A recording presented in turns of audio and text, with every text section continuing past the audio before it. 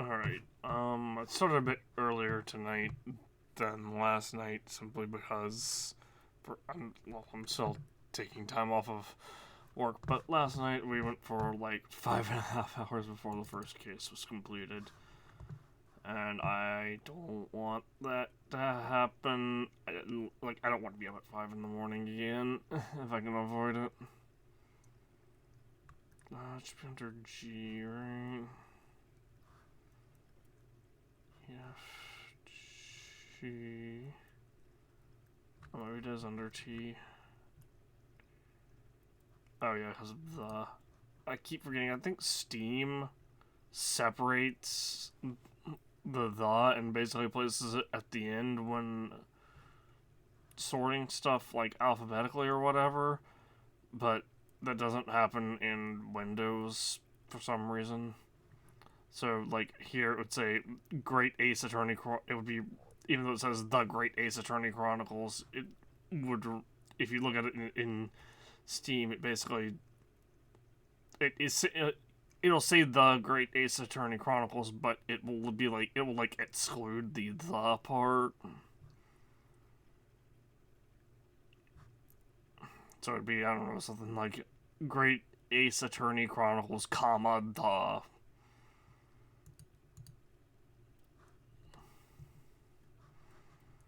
Why is this launching in windowed mode again? Okay, never mind.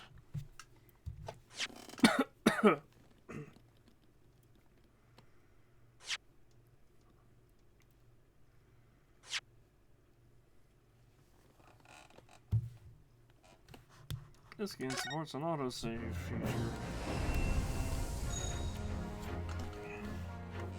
I'm still very annoyed that the Steam trailer for this was a voice, like, and it wasn't just like, hold on, as a matter of fact, I can pull the Steam trailer up real quick. Let me close this out, actually. I'm gonna pull the Steam trailer up specifically to show this off. Here, store page, and look, we go here.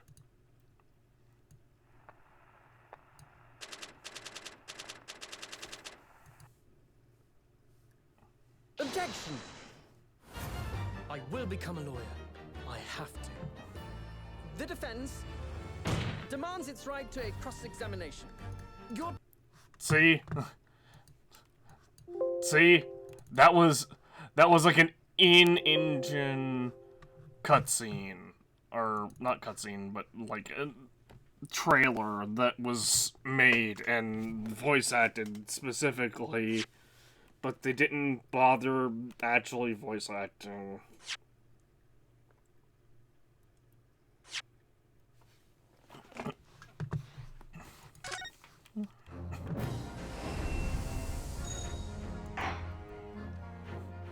And that was basically what I watched to be like, okay, yeah, this will work. I can just kind of sit back and let the story play, or, you know, play through the game without really talking a whole lot, and then, no, it's just straight up a bunch of text that I had to fucking read, like, even though, because of because what is quite literally false advertising. In a corner of that small, dark room, Sholmes and I waited with bated breath. In time, there came from the ventilator a hiss and a soft, almost growl-like sound. Suddenly, Sholmes sprang into action, lashing furiously with his cane at a point in the darkness. "You see it, Wilson?" he yelled, his tense voice reverberating through the air. I raised my dark lantern's shutter, and the room slowly came into view. Sholmes was staring intently at one particular corner when he started whispering to me. The victim's most perplexing final words. The speckled band. I believe this is the terrible coil to which she referred, Wilson.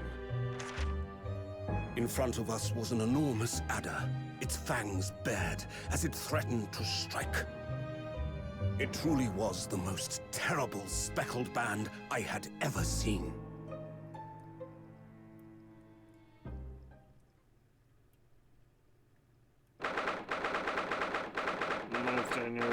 6:37 a.m. on board the steamship Buria. Buria.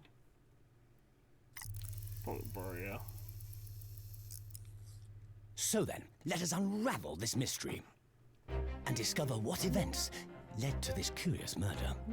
Pray, do excuse me. The cabin door was bolted from the inside when the man was killed. No marks to suggest the bolt was tampered with in any way. So, this would appear to be a locked room mystery. In his final moments, the victim scrawled a message on the floor. Almost certainly with the ink from this upset bottle. A Russian word. So the victim was a Russian man then. And the letters are well formed, suggesting he was compos mentis at the time. This is a most extraordinary script. And evidently not penned by the same hand as this message. In fact, I deduce it was written by someone of a different nationality.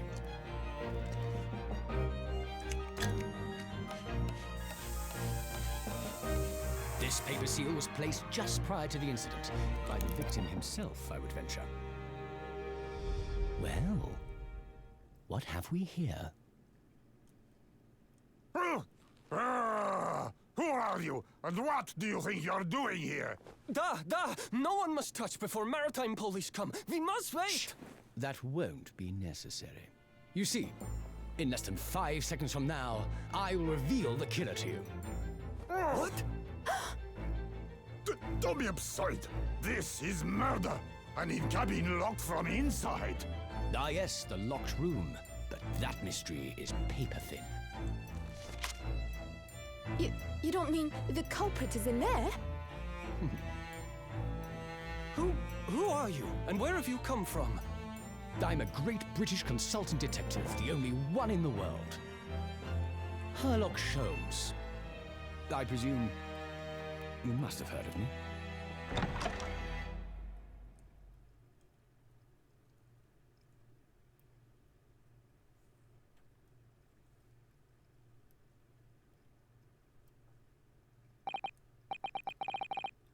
Ugh, my head is throbbing. Did we somehow end up on the ship in the wrong place at the wrong time again? Paper steel. Kazuma would stick these over the doors of the wardrobe for me. It says keep out in Japanese, and I'm not sure the Russian crew can actually read it. Oh, weird. Wait, no, yep, okay, so we were why are we stowed away on a boat? Ay. Oh, I cut that out of the game. What's going on? Something's not right here. There's trouble in the air.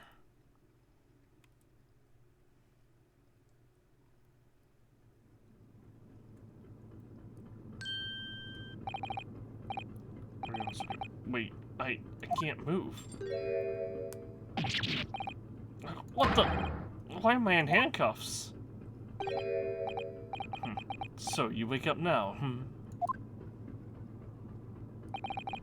We had to drag you out of the wardrobe. I do not believe how you could not wake up. You were a true cold-blooded man. You found me then. We found you, and now you pay. Criminal. How long are you hiding in that tiny wardrobe, sorry. Now you have been found. It is time to admit your crimes. Why are we again? Why are we stowed away on this boat? I feel like I have missed something. Am I in the right chapter? Unless you want to find out how cold the ocean is, Hold on. I'm gonna.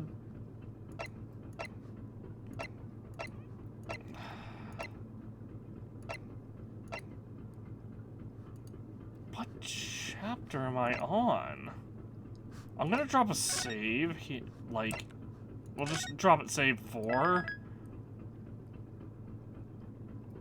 Yeah, this is episode 2. What?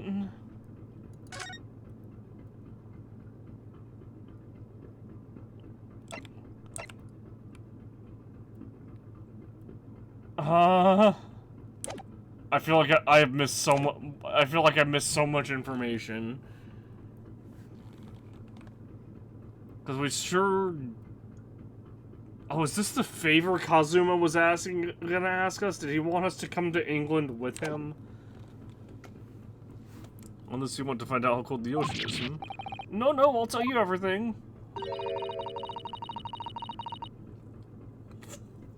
There's only one thing I'd like to know from... I assume this is the British dude, well, Sherlock Holmes. Isn't that... Oh, no, it's her. Sato. Why did you do it? Why did you take his life? Mr. Sato. Wait, what did you just say? Take his life?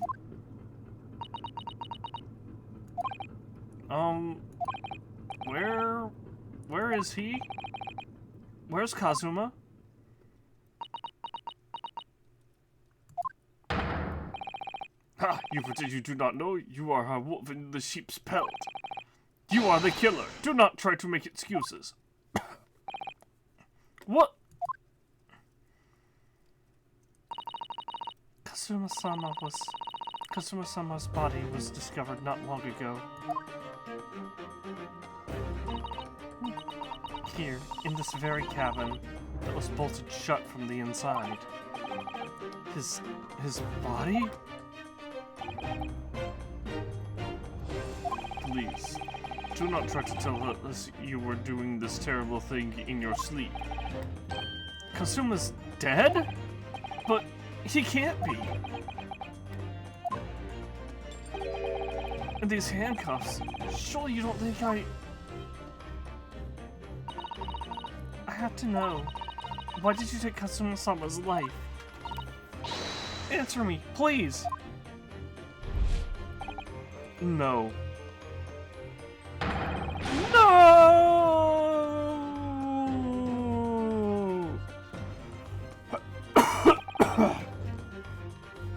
Okay, that actually made me, like, feel really strained. Kazuma. It was just 2 short weeks ago. Are we sure about this? Won't we get in trouble? Don't you find it fun being a stowaway? And besides, how else could you come to England with me to study? It was really something when they brought your luggage in here earlier, though. The way that Russian crewman just tossed your traveling case onto the floor. I thought I was going to die. Yes, I still can't quite believe that.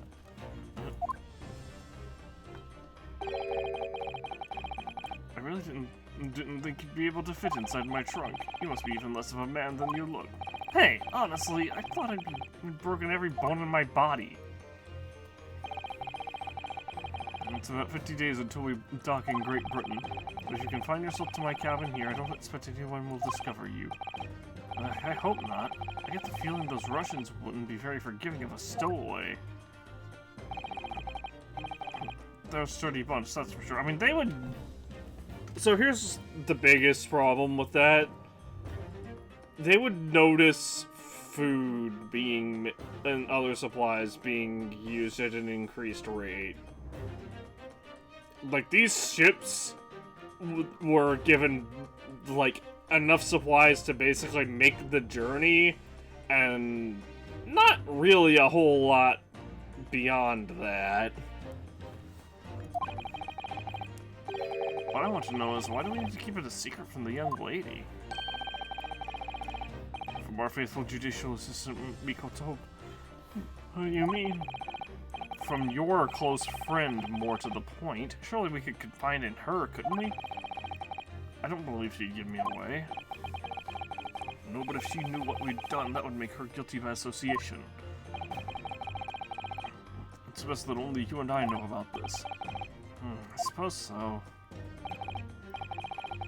Anyway, it's about the time that the steward is supposed to come and clean the cabin. I know it's cramped, but you better get in there, I think. It won't be for long. And anyway, compared to hiding inside my traveling case, it'll be a breeze. Yes, what if the steward decides to open the wardrobe for some reason? Then I'll be in for it. Stop worrying. I tell you what, why don't you write keep out or something on this piece of paper? What? Then I can stick it over the wardrobe doors once you're inside. I don't know.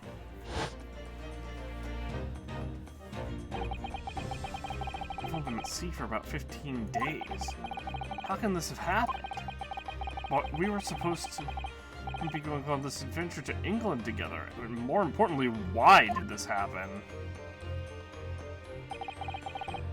We leave you at Netsport. Stay quiet until then. Don't make more trouble for yourself. Murderer. No, I'm not a murderer.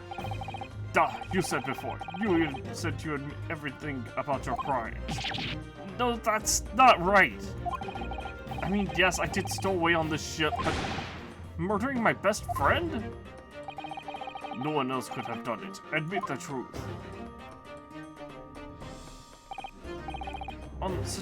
Sasato-san,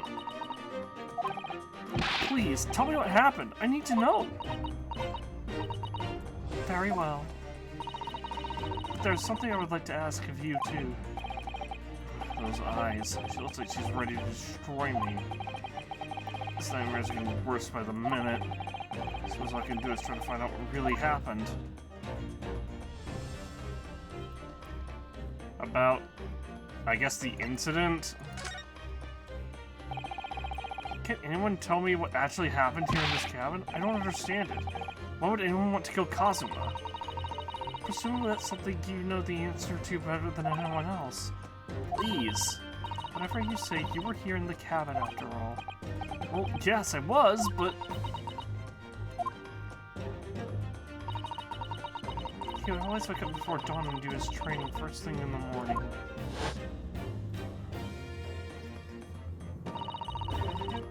I was waiting outside his cabin, as I have every day so far on this voyage.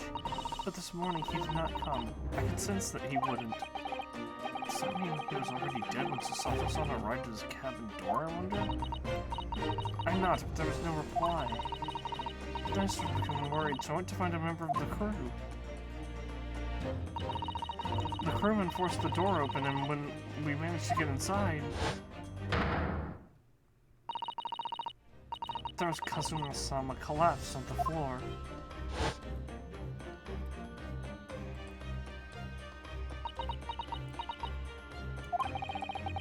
And the white tape there now shows exactly where he was found, I suppose. I had no idea anything had happened. I must have been asleep in the wardrobe somehow. I wish it wasn't the case, but that's just very hard to believe. This is all very hard to believe for me too, trust me.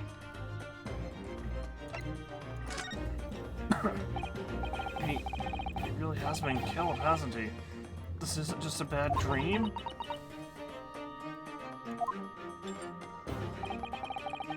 And these handcuffs, they think I did it? They think I'm Kazuma's killer? When they found him, the cabin was locked from the inside.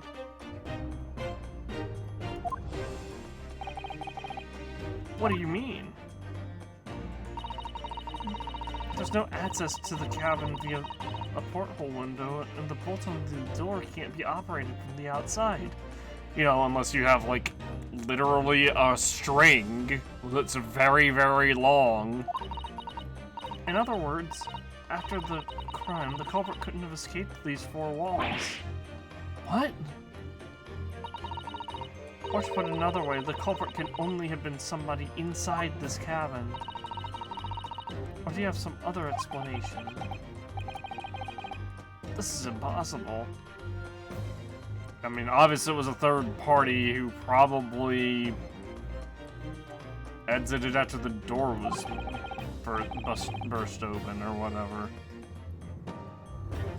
They were probably distracted with the body. Literally all you'd have to do is hide against like this wall right here, and you could just slip right out and walk down the hallway as if nothing happened. Probably that's like how I was about to say 75% of these situations occur in media, but it's probably more like 95. How did he die then? What happened exactly? Are you still going to deny the charge, even despite the circumstances? Please, Susato-san, you had to tell me. Of course I'm gonna deny the fucking charges. What?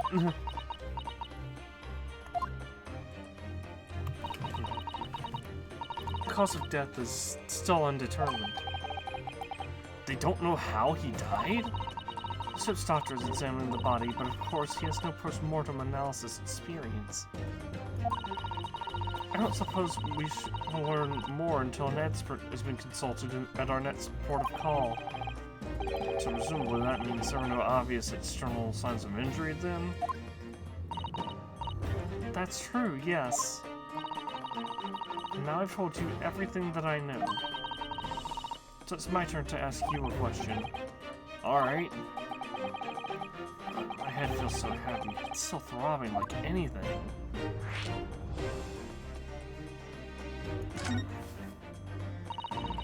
Why are you even on board this ship, Naruto-san? You said something before about being a stowaway, didn't you? Oh, yes. I'm afraid that's true. It's 2 weeks since we left Japan now, and I've been shut up in this cabin the entire time. I had no idea. But how could you have occupied Kazuma-sama's cabin for so long without him noticing? No. That would have been impossible, obviously. Yes, of course. Kazuma invited me. He wanted us to go to England together. He actually asked you? But why?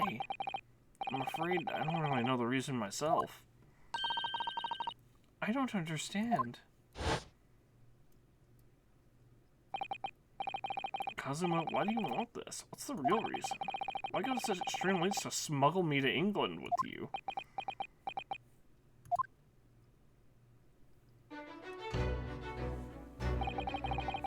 It's an idea that's been on my mind since the end of that incredible trial. I think I told you then, didn't I? That you ought to become a lawyer yourself? Well, yeah, you did say that, but I didn't think you were serious. You have a talent for it, I can assure you of that.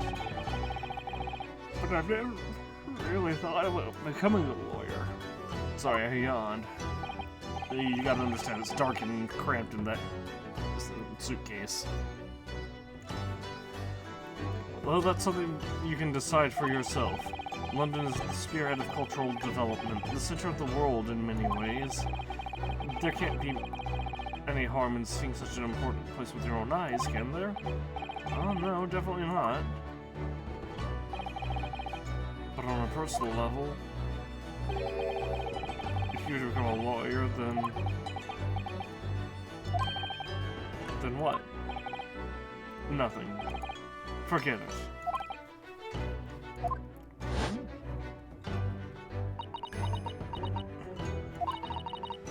Kazuma-sama, he was always saying the same thing. That he wanted to change the Japanese legal system.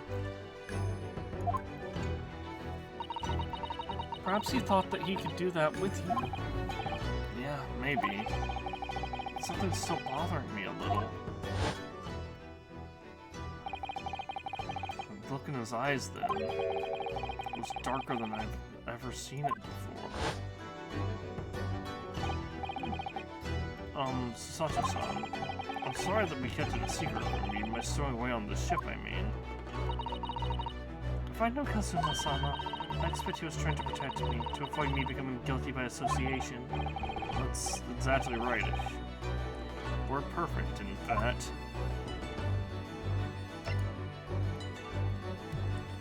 Also, they mentioned something about about a mission that he had at the end of the last act, or the first act. I guess maybe we'll find out more about that last night. If you're not the culprit, then tell me. What happened last night here in this cabin? Well, the thing is, I don't really remember. Kazuma brought me something to eat just like he always did. But then I got myself into that wardrobe over there just like I always did. After that, I fell asleep. Oh, yes. So deeply that you didn't even stir when Kazuma-sama was killed? Well, yes. I mean, no external injuries, right? Very possible he died silently. He was also trying to write something. Also, why wouldn't he have, you know, knocked or something to try to wake us up? I know it sounds unbelievable. Really, I do, but it's the truth. If I had woken up, then perhaps I wouldn't be in this predicament. And for some reason, my head's still throbbing like anything. Really? Maybe we got knocked out. Is something wrong? Oh, no, it's... Please, forget it. Susato-san, you have to believe me. I didn't do it. I really don't want to doubt you. But the trouble is, there's no one else who possibly could have done this. Ugh.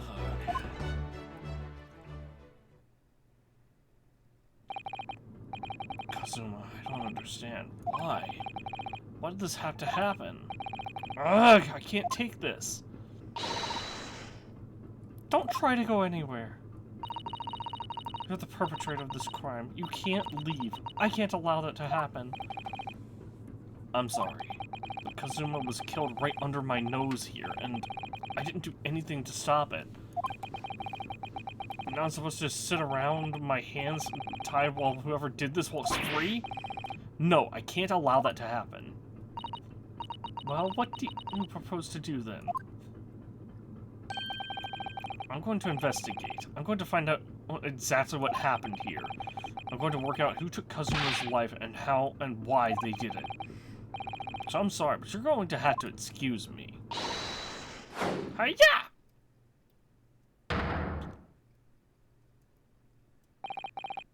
What the? That was a Susato takedown.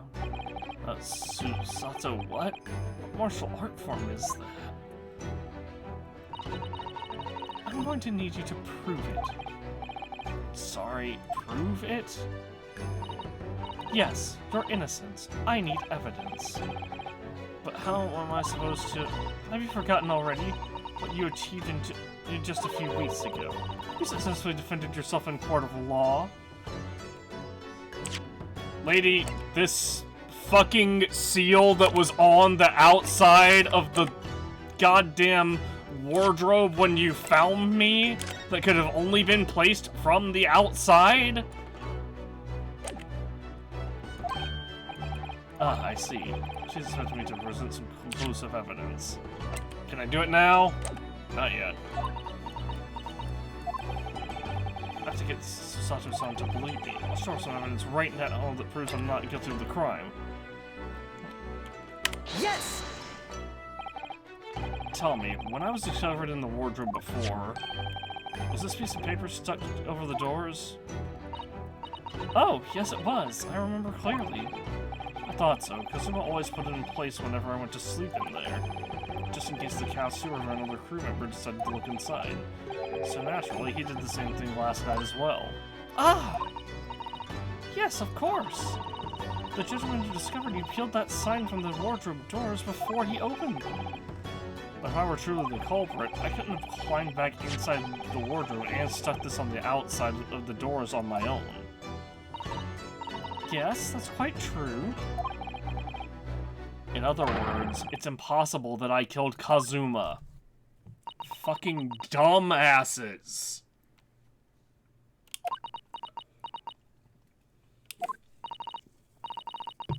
Well, even if you are sprawled hopelessly on the floor, I can see why Kazuma-sama thought so highly of you. Thank you, Susato-san. Also, I'm handcuffed. Now, do you think perhaps you could help me up? Probably feet cuffed as well. Well, in the light of that evidence, I don't see any reason why I should stop you from investigating in here, at least. Thank you. So you finally believe me? I'm sorry, no. What? I'm not sure yet. I can't rule out the possibility to use some sort of conjuring trick to put the sign back in position. What does she think I am, a magician? For now, I suggest you investigate as thoroughly as possible in here. I'll do the same. Alright, let's get to work, Susato. Son, please don't misunderstand me. I still have my doubts. Of course you do. I shall be watching you to make sure you do nothing that might disturb the crime scene.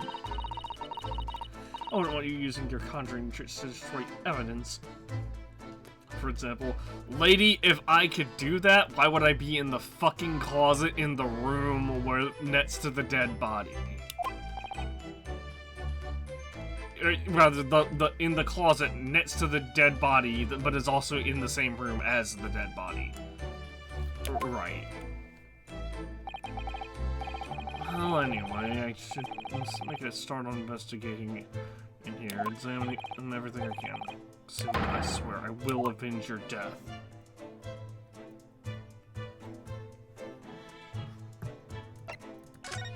Out of the way. Alright, first off, scuff mark. Oh, I want to check out this trophy. Oops. I'll just click it. Books have fallen over on the shelf. Look, they've all toppled the same way. And what's this? A statue of some sort of god to the sea? Although he's fallen over as well. Yes, it's almost as if this whole shelf has been ransacked. Everything blown down at once.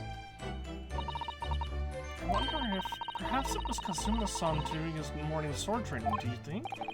I seriously doubt it. Then perhaps it was you, Naruhodo-san? In a fit of rage. I wouldn't have bothered leaving the wardrobe just to mess up a few books and a statue. These things have been thrown about. Could the way these things have been thrown about have anything to do with the case, I wonder? Well, I'll just set everything straight again. I don't like to see a mess.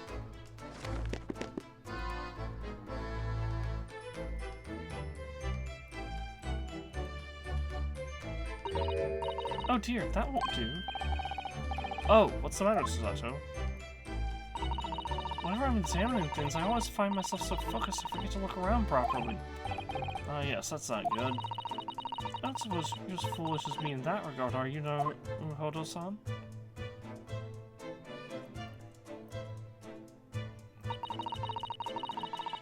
I'm sure you're careful to look around using B&M, aren't you? Why is it B&M? Now, let's investigate all corners of this cabin. Yes, let's do that. I suppose my FOV has been rather small until now, my field of vision. Okay, I can just click with arrows, that's nice.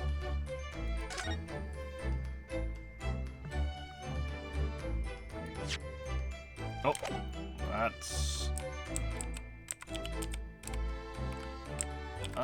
well, let's click on this thingy.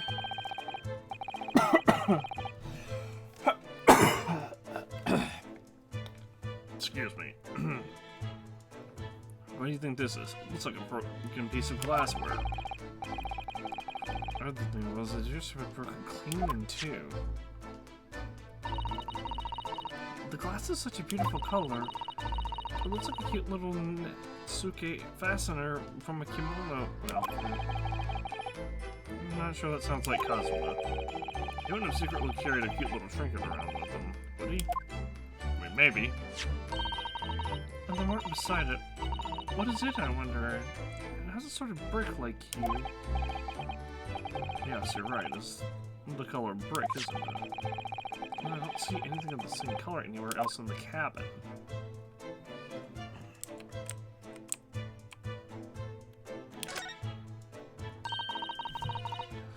That's Kazuma-sama's precious sword. He never went anywhere without it. Yes, he was always saying the Japanese man's katana is his soul. I believe he had to work very hard to convince the government to allow him to bring it on this trip. So that shows just how important it was to him. And now he's gone. I'm not ready to let his spirit go just yet.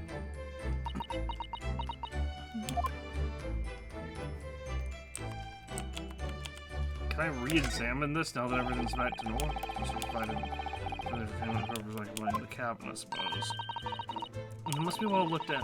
You mustn't damage any of the ship's property. It wasn't me who knocked them over. Well, anyway, I feel much better now that they're neatly lined up. I can relax when things aren't a mess. Or rather, I can't relax when things are a mess. Seiki, the Japanese word for justice. The brushstrokes are straight and true, just like Kazuma. Yes, his calligraphy was always a reflection of his heart. Can you really look at those characters without feeling shame, knowing who drew them so thoughtfully? Of course I can! I mean, I'm innocent, so why shouldn't I be able to? You know you stowed away on this ship? Kazuma's demands are asking me to. Now you're gonna bring that up, are you? I can't win.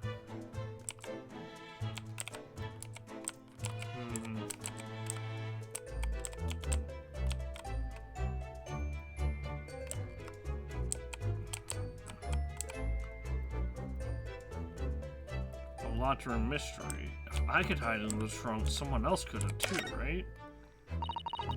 That's a very large traveling case, isn't it? Yes, it carries a lot of memories for me. Memories? What do you mean? Well, that's actually how I stowed away on this vessel. I was brought on board inside that case. Ah yes, I see it says this way up in Japanese.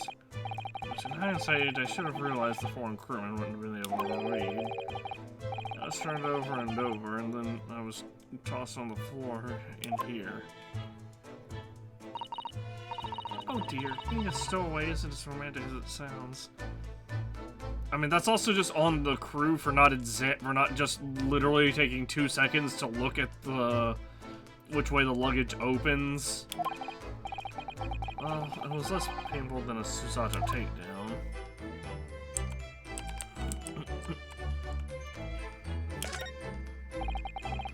That's my dinner from last night, a roast chicken. It was really tasty. Yes, it was very delicious, wasn't it? But did you eat it on the floor here? I'm not a dog, Susato-san. I ate at the table, of course. Which begs the question of when and how did the plate end up on the floor? But Kazuma-sama didn't like chicken at all, did he? No, that's right, so he didn't touch it. Which meant all the more for me. Oh no! Does that mean poor Kazuma-sama spent his last night on Earth with an empty belly? It's just too horrible. Now I suddenly have a guilty conscience and an achy stomach.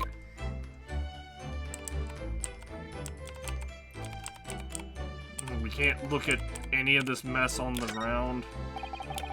Let's get thoroughly, but I can't find out anything out of place. Okay.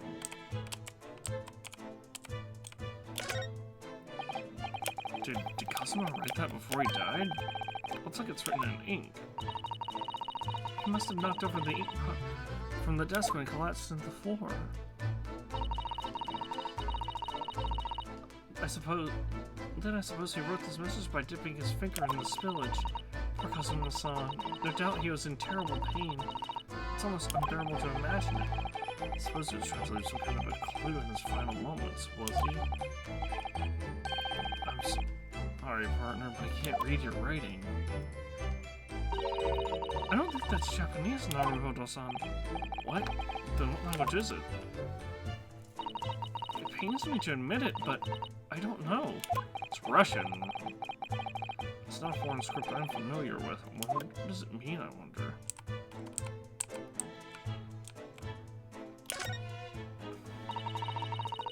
This is where dear Kazuma-sama would have sat whenever he was writing. London Diary. Poor Kazuma. He didn't even make it to his destination. It says the last entry is incomplete, which means... What? He was in the middle of writing it when the incident happened? Let's see what it says. It could be a valuable clue. Hiya! That's out of the question! What? Kazuma-sama may have departed this world, but you must not read his private thoughts. Yeah, you know, unless it says... lady, this could literally name the person who killed him. But what if it's something important?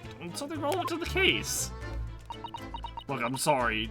Personal journals and diaries are fair game in a murder investigation. Alright, I won't read it. Focus on Sama.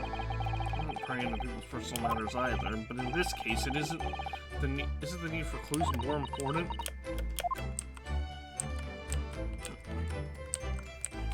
Why can't I go? Oh, air vent! Escape route! I think that's some kind of opening for a ventilator. A hole through which fresh air can circulate into the cabin. Isn't that a little odd? What do you mean?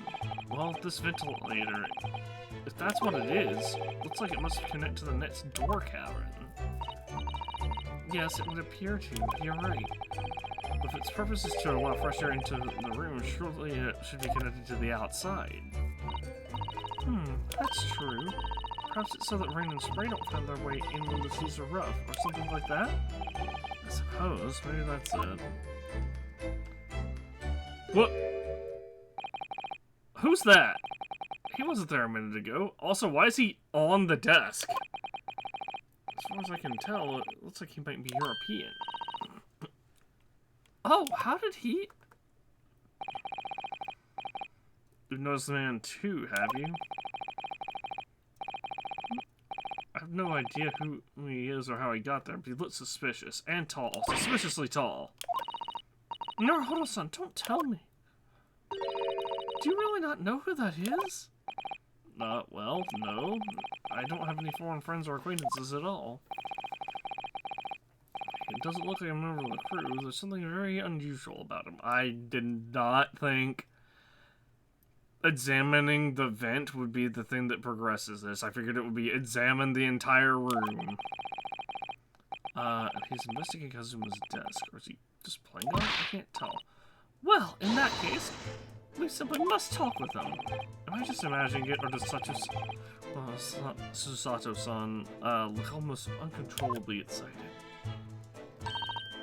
By the way, I expect that you've noticed already, but just in case, if you rest space on people when they're in the crosshairs, you can converse with them.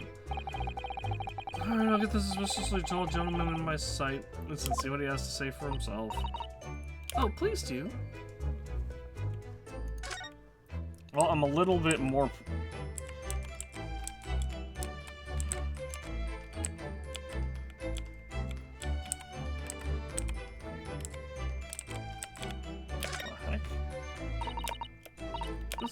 Yes, it's a bell cord contraption. What do you mean, contraption? I read about it in the book I was studying that talks about life in Great Britain. Large houses often have bell cords like this, which you can pull to ring a bell to summon servants. Really? That sounds almost magical.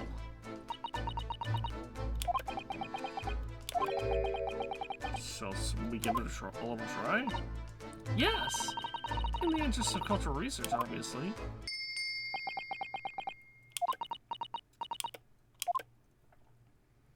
I suppose nobody comes for lowly Japanese people. No, I'm sure it's just that everyone is busy, that's all. And the fact that this room is probably sealed off. Or supposed to be closed off. It's some 2 weeks since we set sail from Japan. Whoops. Have you really been living in that wardrobe this entire time, Naruhodo-san? I think living isn't quite the right description. Oh, no, I suppose not. Although it must have been rather exciting making this voyage in your own secret hideout. The trouble was, I never knew when a member of the crew might come in. So yes, I basically did have to live in the wardrobe. And last night was no exception. Because of that, you had no idea what was happening out here in the cabin. No, sadly not.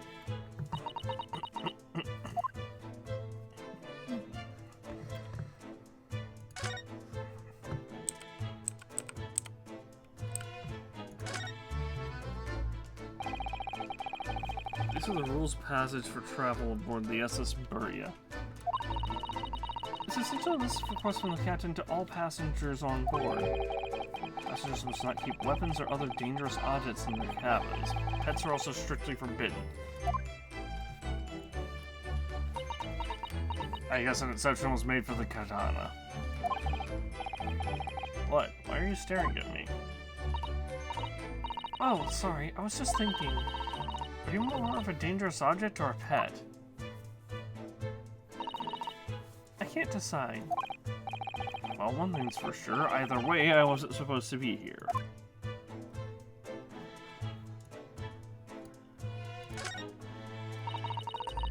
I went for helping the crewman force the door open. This bolt had been firmly closed. It's quite a small bolt and not particularly sturdy, and it just slides across the door to secure shut. So with the door bolted, there would be no way to get in or out of the cabin, that's for sure. Aside from the fucking ventilation shaft that we just looked at 5 minutes ago. It's no wonder everyone suspects me. When she glares at me like that, I tense up all of a sudden. Or I feel tense all up and down my spine. I remember reading once in a detective novel, the culprit used a needle and thread to draw bolts across from outside of the room in a situation like this. Yes, that's a clever trick, isn't it? I'm an avid reader of detective stories myself. But the door of this cabin and frame are made of metal, and they seal together perfectly. There'd be no possibility of using that needle and thread trick here, I'm afraid. When she glares at me like that... Oh, was that him that said that? No, that was her. When she glares at me like that, I feel pins and needles all up and down my spine. Hey, guy. Let's just seal this Russian criminal. It's the scene of the crime. Excuse me. What? I was wondering how it's going. Investigation, I mean. Grandmother told me Japanese people do not make jokes, but it is not true, I see. Sorry? The criminal asking an investigator for information about his crime? Very funny. Oh, it wasn't supposed to be a joke. He doesn't appear to be laughing either. He's convinced you're guilty. I have useful information, though. I have to keep trying. So last night, did you notice anything out of the ordinary at all? Yes, of course not. Now back to the corner of the room and make silent. I was just wanted to know if he could read this fucking text on the floor right here for me. And translated to Japanese, this is apparently fluent in both. I say no more to you. Did I get an error? Just for a minute there, he seemed a little flustered.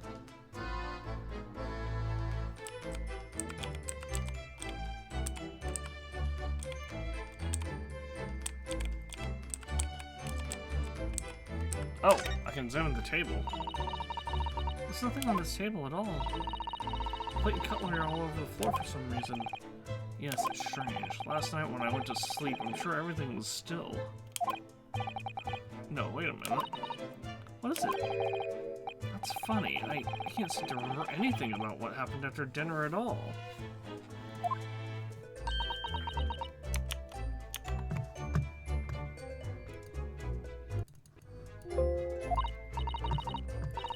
So then perhaps you are responsible for what happened to Kazuma-sama.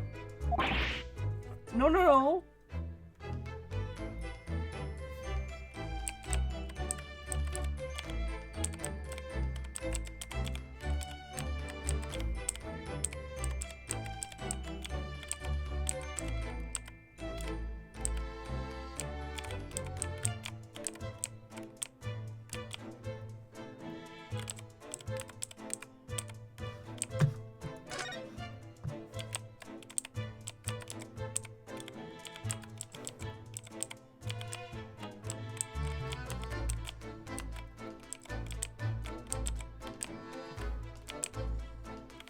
Alright, I guess I've examined everything else that I can.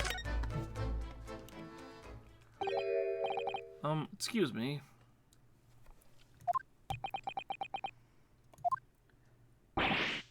Excuse me, do you have a moment?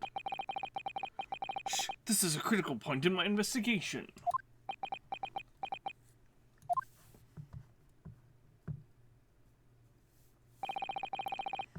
Maybe I should leave him alone. He seems a little unfriendly. Yes, perhaps that would be for the best. Greetings, I hope I haven't kept you long. Arg!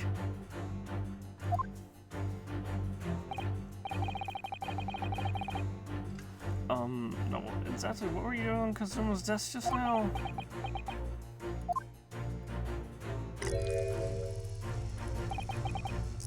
Ah, I see. Fascinating.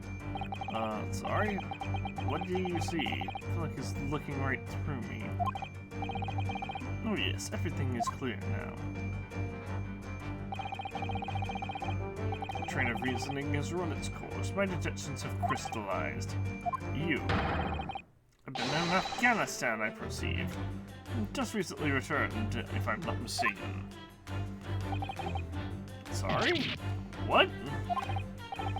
And now, as venturing toward foreign climes, you find yourself in a most troubling predicament.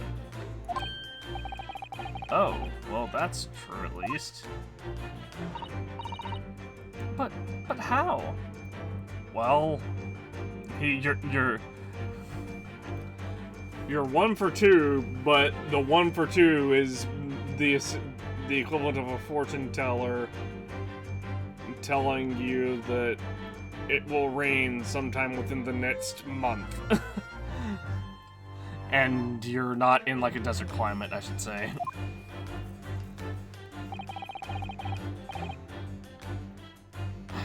How the deuce do I know that? Perhaps? It really was a most elementary deduction, hardly worth explaining. Have you perhaps managed to deduce anything else? But of course, a great many things. There's no mystery, my dear madam. For example, you have fled from your native land of Russia, being as you are a merciless revolutionary. What? I'm Japanese. There are at least 16 victims of assassination in your wake, and I now traveled to England to blow up the Crystal Tower. Oh, this is why he's Sherlock Sholmes and not Sherlock Holmes. And when the bed-ribboned occupant of this very cabin discovered your identity, you ended his life too. Yes, I believe that summarizes the facts beautifully. No need to hide the truth now. Nothing deceives these eyes. I'm gonna smack those. I'm gonna take those goggles, Looney Tunes style, stretch them forward, and let them go back just to smack you in the eyeballs with them. Just to be clear, you're talking about me, aren't you? Are you? I certainly am. Do you see another in this cabin who fits the bill? A Russian assassin with 16 victims to his name? I don't even see one person who fits the bill, aside from maybe the sailor that is currently invisible. Because he's the only Russian in the cabin. So it's true. It was you who did this to Kazuma-sama. What? We've been over this. And you're plotting a revolution, too. It's shameful behavior, Naruhodo-san. Absolutely wicked. No, listen, there's no way Hiya! Can someone let me out of these handcuffs so I can fight back? Now explain yourself. Tell me everything. This is ridiculous.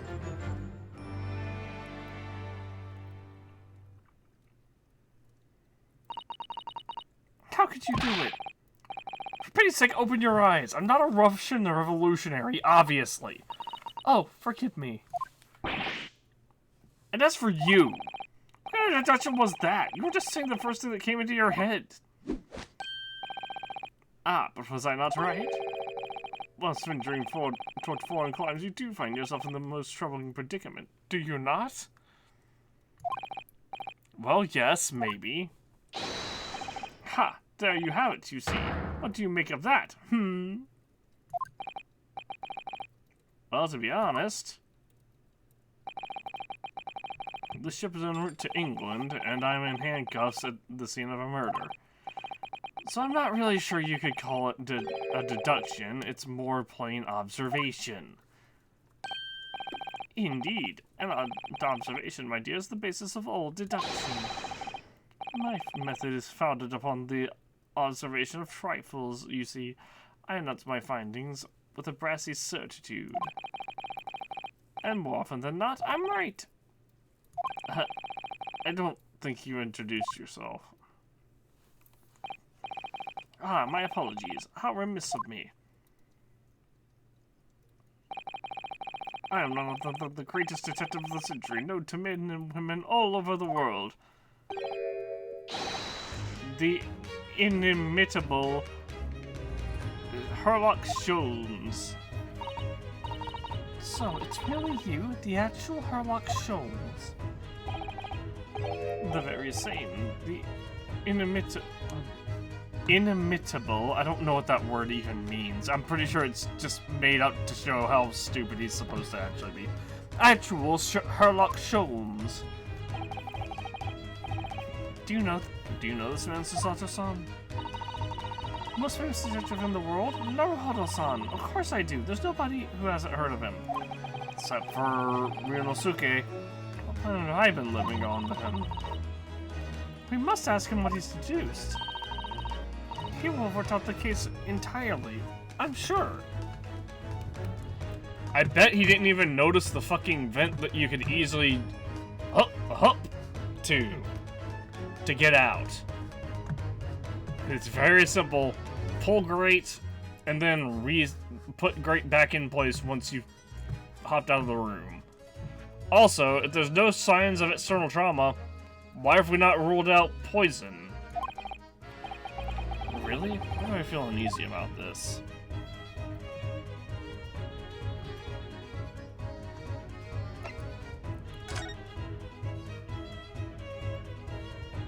What were you investigating? Before we start talking, you were examining Kazuma's desk, weren't you? Kazuma? Yes, the victim. Did you notice anything useful? Anything at all? Observe for a moment the desktop of the victim. We see that the victim was engaged in penning some text. London Diary. Kazuma was keeping notes of the trip. Ah, but I don't think you should read his private writings. It could upset people. Tragic.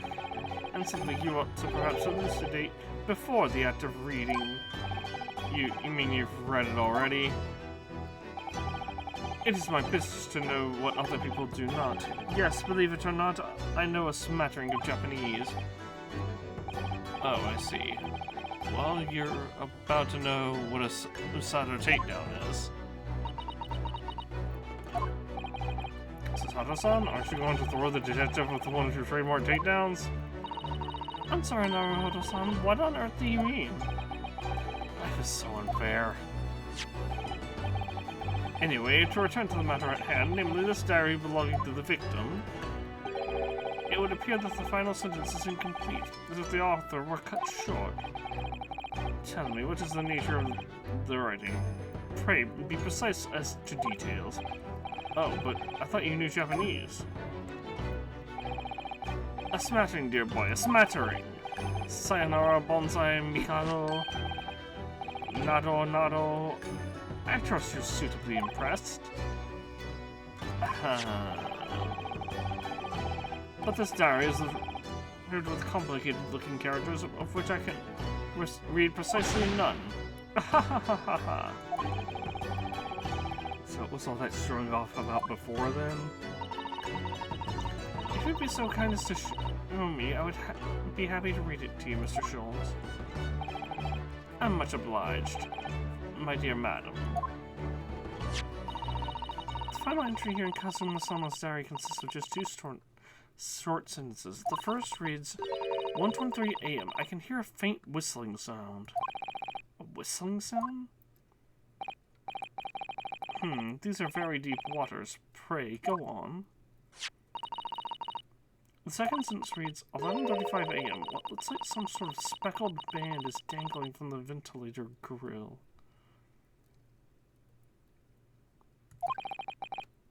Speckled band? What does that mean? I have no idea. I've never heard of that expression before. The ventilator grill, you say? The man was presumably referring to the lattice there on the wall, which connects to the adjoining cabin. Yes, the adjoining cabin. Kazuma's diary has been entered into the court records. Thank goodness we finally got that. Jeez. This is the first fucking thing one of the first fucking things I was looking into. Tell me about Kazuma's death. Managed to deduce anything about this particular case yet? Have I managed to deduce anything, my dear fellow? Who do you suppose discovered the culprit in his most cunning hiding place? That's right. No, it's not other than me, the great detective before you now, Mr. Herlock Sholmes. I see. In other words, I'm in these now because of him. When I became anxious about Kazuma-sama this morning, I summoned all the crew members to force the cabin door open. And I concealed myself among their number, gaining entry into the scene of the crime. Yes, luckily for everyone, the great detective Herlock Sholmes was on board, and the handcuffs seem to be an excellent fit, Mr. Naruhodo. Ugh. The very moment I made eyes on the scene, two facts were immediately apparent to me. Really? Two facts, you say?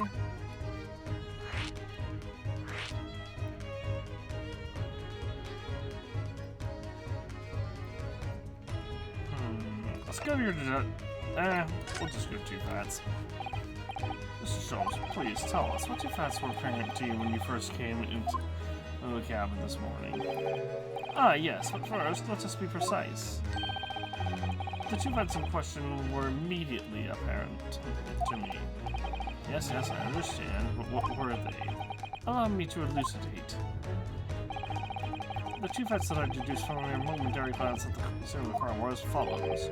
Number one, the cabin was locked from within, rendering escape of the culprit out of the question. Number two, the victim was Russian and killed following a dispute with an acquaintance. Hold on, Mr. Schultz. Did you think the victim was Russian? Observe the dying message left by the victim on the floor.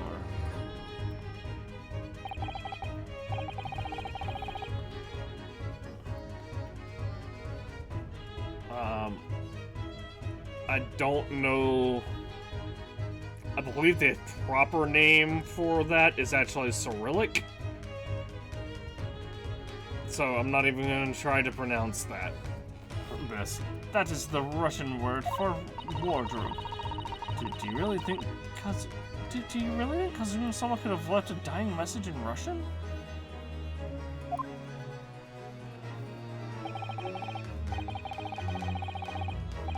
In their final moments, many find their native tongue filling their head. For this young man, Russian.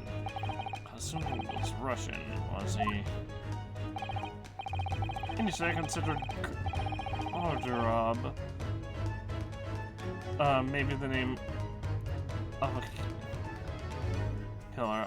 A certain Robert Guard, perhaps. But in the interest of thoroughness, I decided it would be wrong not to look inside the wardrobe there, at least. Where you found Mr. Naruhodo sleeping soundly. Quite so. I found you, the renowned Russian revolutionary killer. Why is it that I'm Russian too? I observed that you were wearing the same attire as the victim. In other words, you were acquainted. And if my memory serves, that outfit is the traditional dress of the Russian people. Are school uniforms the traditional dress of the Russian people? I had no idea. And I had no idea the detective could get something so wrong. I took a photograph of the victim and the message, and then I might analyze it for possible hidden details. Can I also have that photograph?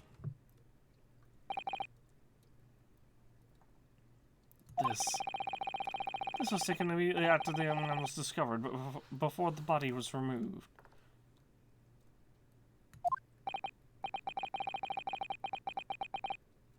Yes, Kazuma had already been taken away when I woke up. This is the first time I've actually seen him like this.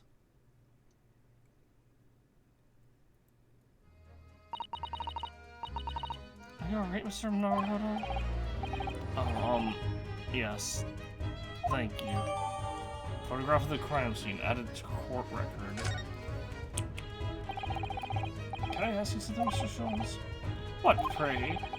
You mentioned Russia before as well, didn't you? You know, when you said I was a fearsome revolutionary fleeing from Russia and all that. Ah, yes, the train of reason that led me to the truth. Would you mind explaining that train of reason to me, do you think?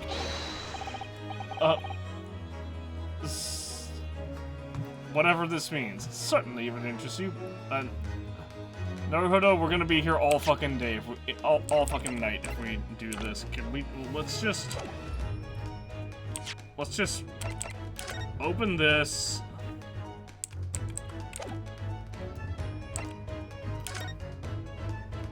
Examine.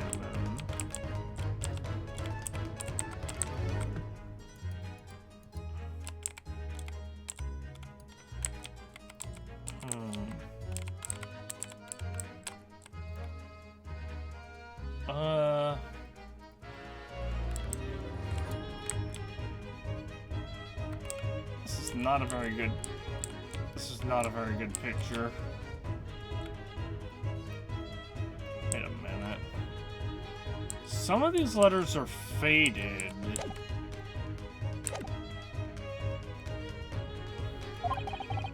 How many times? I'm not Russian and I don't speak any Russian. Oh god, no.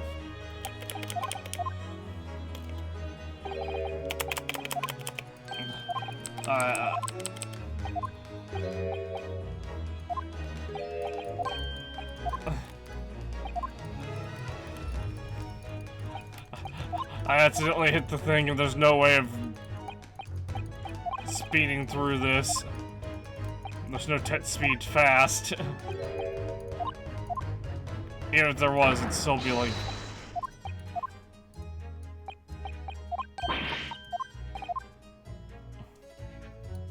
Okay, your deduction just now. Can we talk about your deduction before the things you concluded about me, I believe? Ah, the now famously accurate troubling predicament you find yourself in? Naturally, it was the other details that I was more hoping to discuss. You know, the merciless Russian revolutionary and assassin scene part. Ah yes, the more sordid details. It was a fairly commonplace deduction. Here we have this morning's paper. The main headline reads... Revolutionary villain and Bolshevik leaves Russia via Shanghai. This vessel made a port called Shanghai yesterday, and last night the young Russian was murdered. Since when was Kazuma a Russian? It sounds like Mr. Sholmes has concluded he was Russian because of what Kazuma-sama wrote on the floor. It was a simple act. It was a simple act of reasoning to realize that the culprit of this crime was the same merciless revolutionary. One who had killed the very man who helped him escape after his true identity was discovered. I don't have my own profile picture anymore, that's weird. Yes, you, villain Bolshevik. No, how could it be me? I don't look anything like this man. Just look at his face. Well, you are a fearsome revolutionary after all. Therefore, you have no doubt lurched to revolutionize your appearance as well. Please. And I might add, you're this long of your on the ship's passenger list. Need I say more? Well, that's because I'm a stowaway. How about the other details? Does it seem victims of assassination and blowing up the Crystal Tower? Ah yes, the journalist clearly interviewed the man and printed all those particulars in the article. The deeds the man has perpetrated thus far and those he is plotting. Yes, everything about this revolutionary Bolshevik was included. There can be no mistake. Do revolutionaries usually agree to interviews with newspaper reporters, I wonder? I don't know the part where you said, I was just returning from Afghanistan?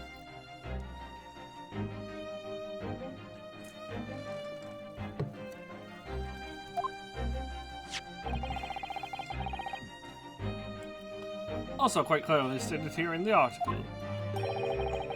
Bolshevik is recently returned after a period of subservient activities in a war-torn region of Afghanistan.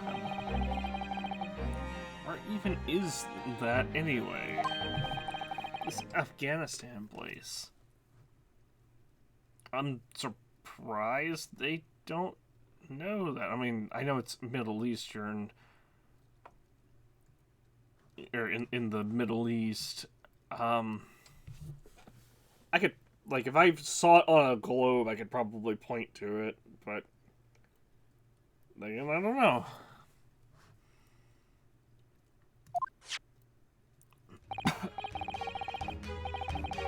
There's a lot of very similar countries named, well, by very similar named, I suppose I should more correctly say.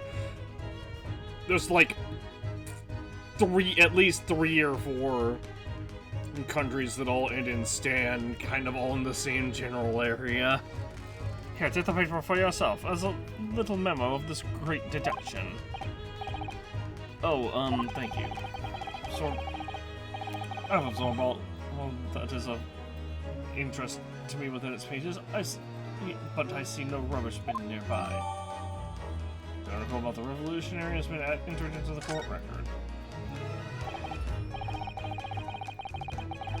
And you may find the article on the back of the page of interest as well. Oops. Imperial.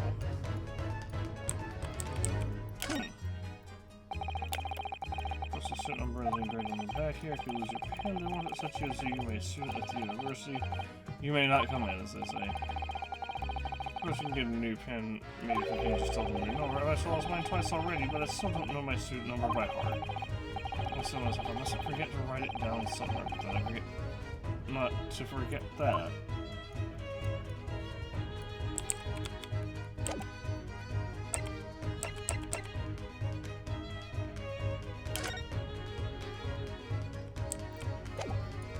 Oops.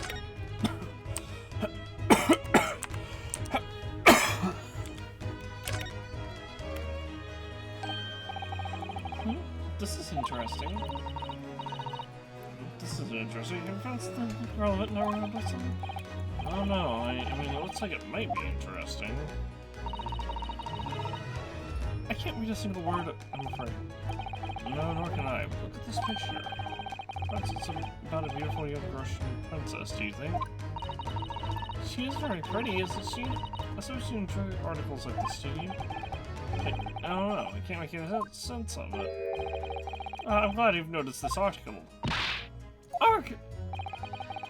I'm going to give you a short summary of its contents. Oh, thank you. Lots of effort for this, Mr. Sholmes. Yeah, why are you in my court record conversation?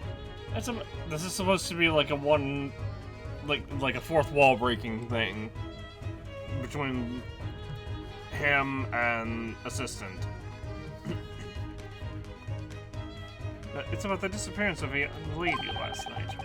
Grand prima ballerina of the Novovich Ballet, disappears from Shanghai.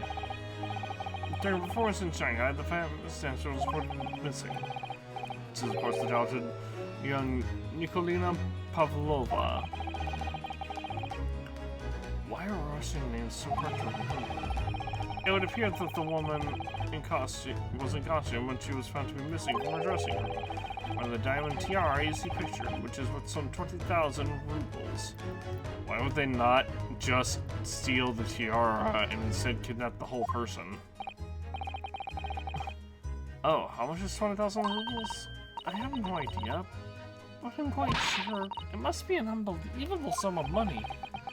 So just his eyes are shining like diamonds themselves. The tiara is the property of Novovich Ballet. It would seem the director is beside herself with worry. Yes, I'm not surprised. The company is most ancient. This to recover both Miss Pavlova and the valuable tiara. Excuse me, I yawned. I've requested international assistance at all ports with sailings to Great Britain. Could this be another case of a Russian fleeing his or her country? It doesn't seem to be the Russian thing to do. Or rather, it does seem to be the Russian thing to do. I'm not even going to dignify that with a response to a certain article about the ballerina. I accidentally hit back, so now I got to go back through this again and make sure that there was no additional dialogue there. What would we were told before? Russian ballet dancer who disappeared. They call Pavlova. Valuable tiara. 20,000 rubles.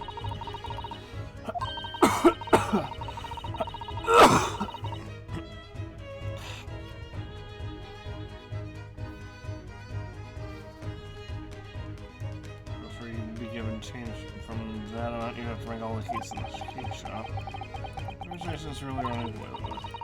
I never hope to recover both the tiara and request international assistance.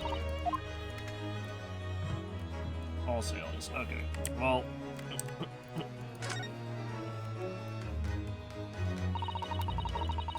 I'm afraid I can't read a word of Russian. Me neither. I have no idea what any of this says. The better be floundering, so sorry. Very silent. Allow me to offer some assistance. The following authorities of this newspaper is concerned with a fearsome Russian revolutionary. The revolutionary villain Bolshevik flees Russia via Shanghai. Yes, you told us that before. It reveals also that those who see the man's beard with their own eyes never live to tell the tale. Oh my goodness, he is fearsome. Well, presumably he... Then, presumably the newspaper photographer was alright, wasn't he? Oh my gosh, I just realized the speckled band.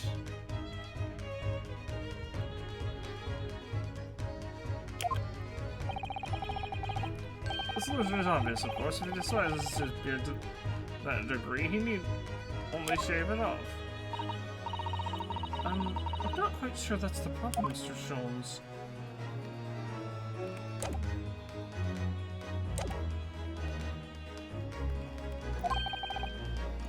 On the back, pasteurizer, sometimes with the states, usually you need someone to interpret. It's all written in Russian, I couldn't help to read it. So it wouldn't hurt to just advise the article, and then make me a picture to you.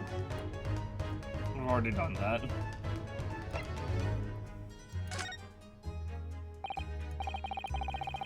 So you're a great detective, are you? Sorry, what was your name again? Indeed, I'm the one and only Herlock Sholmes. Oh, I see. You're German? Herlock, was it? No, I have no hair. I have hair. Please, call me Sholmes. You read all of Metz was this exciting London publication. Oh yes, Randus magazine, full of wonderful short stories and interest articles from Great Britain. I never miss an issue. I have it sent from England especially. Ah yes, here it is. The Adventures of Sherlock Holmes. So you're the protagonist in a series of short stories then? Indeed I am! And you've read so many of your own stories, you start to think you really are a detective. Make no mistake, I'm not the poor, deluded fellow you take me for. Your inference is backward. My trusty biographer records my greatest detecting achievements and chronicles them in the magazine. You have a biographer, do you? Doesn't everyone? Mine goes by the name of Dr. Wilson. I'm presently keeping shop in London. Dr. Wilson? Wilson... The one from the victim from the last, the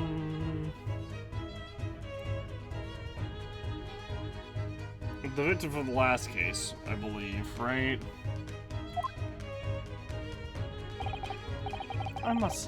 Hey, thanks to that publication, I've been fantastically busy of late. Why, this very moment, I'm returning from Asia, having solved the mystery of a cursed royal crown. Really? I can't remember whether I should take this man seriously or not. Deduction, you see, is to me a science. Logical reasoning in its purest form. A science? Really? The astute observer notices even the subtle of reactions in his subject.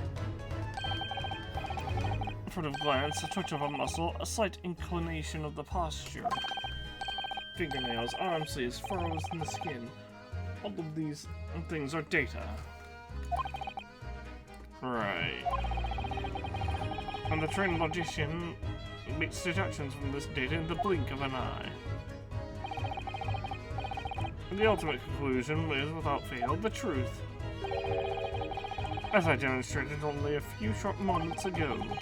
Look at me in the eye and claim that. So you see, I have a turn both for observation and for deduction and fame. That is what makes me the one and only Sherlock Holmes.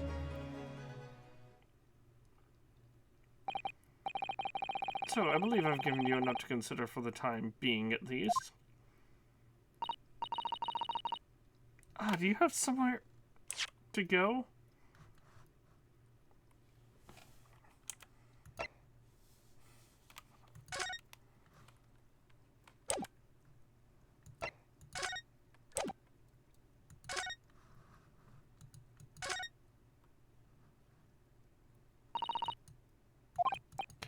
Russian, not me either.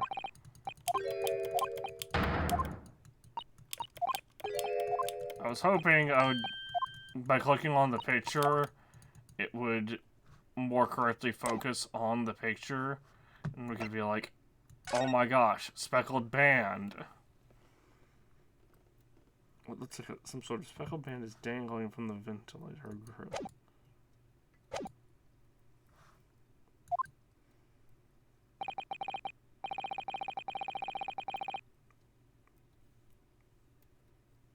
As it happens, the victim's writings in his diary have piqued my interest. The matter wants further investigation, I believe, and if I am still too long, the seasickness takes hold. Oh, I suppose you think you have investigated the cabinet's door, which the ventilator connects to? Great detectives are a curious breed. Our minds rebel at stagnant nation. We crave mental exaltation. Yes, I understand. So yes, I intend to investigate. Hence, the truth will become clear soon enough. Do you think perhaps we could go with you? No, that would be somewhat complicated. What? Why? Simple glance at your wrist should reveal the answer. No, please. After all, you're the prime suspect in this matter. No? There's no point trying to turn it into a question. You're the one who decided I was the culprit in the first place. Whatever do you mean? I have no recollection of naming you as the culprit at any point. You must be joking. You just said it only a moment ago. Dear me, you are clearly misguided. I would have no cause to say such a thing. Is this guy gaslighting me? Oh, he said... I guess he did say we're the prime suspect, not necessarily the culprit.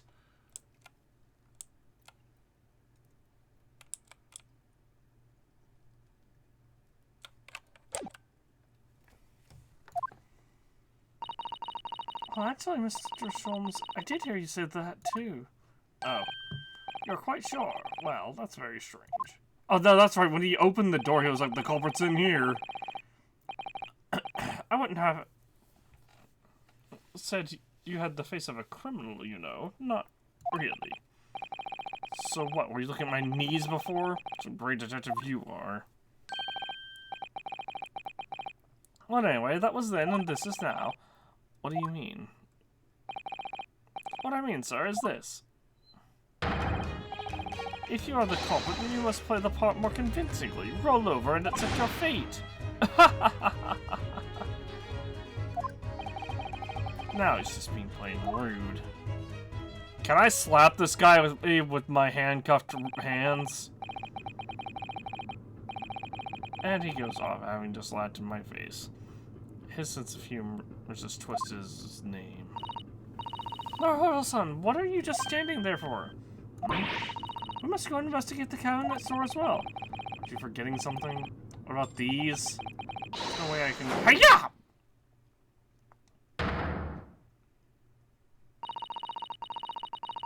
After Kazuma saw such a dying moment struggling to leave us a clue, you're willing to give up? You're just going to roll over and accept your fate? As if you gave me any choice in the rolling over part. Also, can I please, I'm literally just asking to be let out of these handcuffs.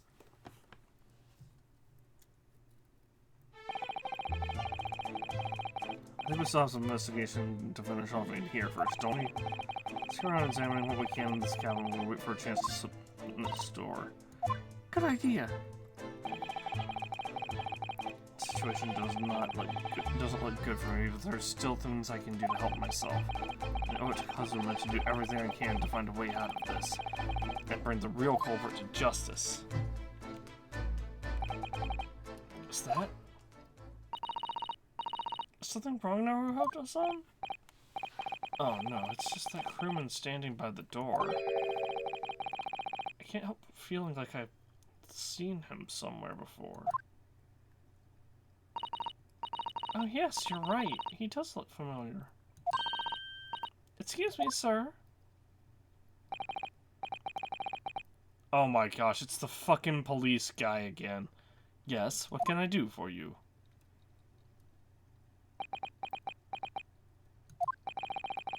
I recognize that face, but it can't be. It is. I didn't know you were here, Inspector Hosonaga.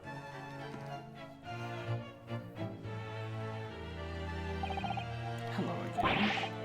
What are you doing here? I think that should be my line. I was so stunned when I saw you, my heart stopped. Nearly stopped, I hope. I've received some special orders to go undercover as a member of the crew on board this ship. Again? You certainly seem to enjoy undercover work, Inspector. If there's anything I can do to help you, please ask. I never expected to see this man on board. But perhaps his presence can help me out of this hopeless situation.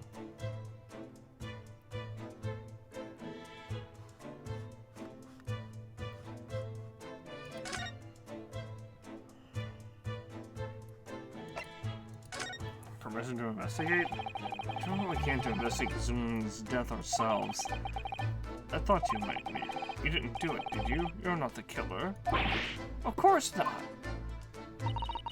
We'd really like to investigate the cabin next door. Yes, so we need to be allowed out of this cabin. I'm sorry. What? You've been deemed a risk to the ship's safety. You need to even touch the handle of the cabin door. That story of the seaman there would surely snap your neck in two. I suppose I'm just a sewer, you know? They think I'm a murderer as well. Would it be possible to give me something to work with, do you think? I'm going to need something persuasive. What do you mean? If I had a solid reason why the next door cabin should be investigated, for example, I'd do everything I could to persuade the captain to allow it. Really, I'd lay my line on the line if I had to. But I don't see how... The journal entry? There may be a way. What? Really? Think of how you tried to persuade me of your innocence by presenting me with a piece of evidence that you already had in your possession. Evidence? It's just the same as when you were in court. You must have done it many times during your trial. Simply select the present panel and choose some evidence that Inspector Hosanaga to use. So evidence that would give us a valuable reason to investigate the next door cabin, isn't it? Alright, yes, I think I might know what we can use. Let's see if I can present the detective with the evidence he needs to persuade the captain. Well, before we do that, let's talk about special orders. What are your special orders this time, Inspector? Yes, and why are you dressed as a member of the crew?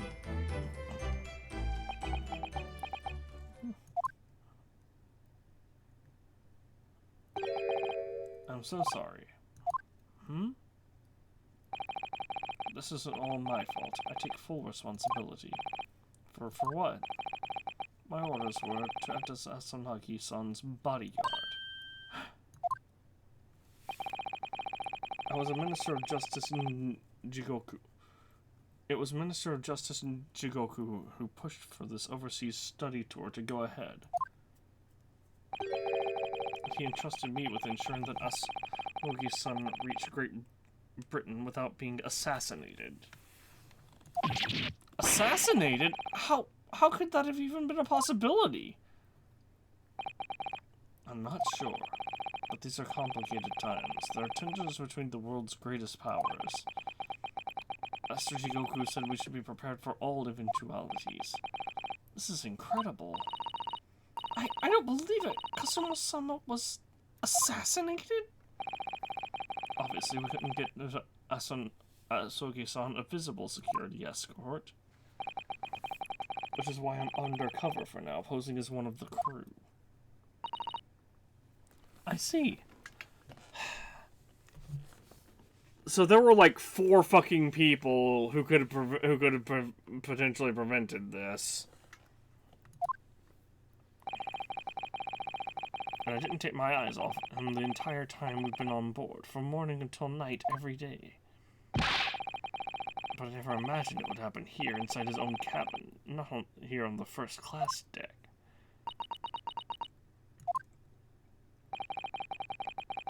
I failed miserably at my assignment, and Asogi-san is dead as a result. I'm a disgrace. All I can do is humbly apologize. Inspector. So if there's anything at all that I can do to help, just say the word.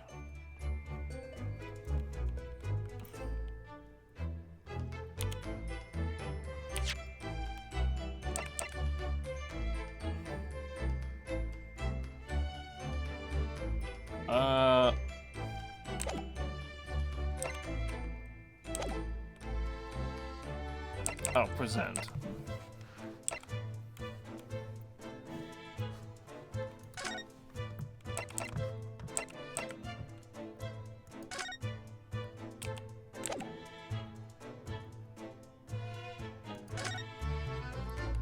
Special band from the ventilator grill.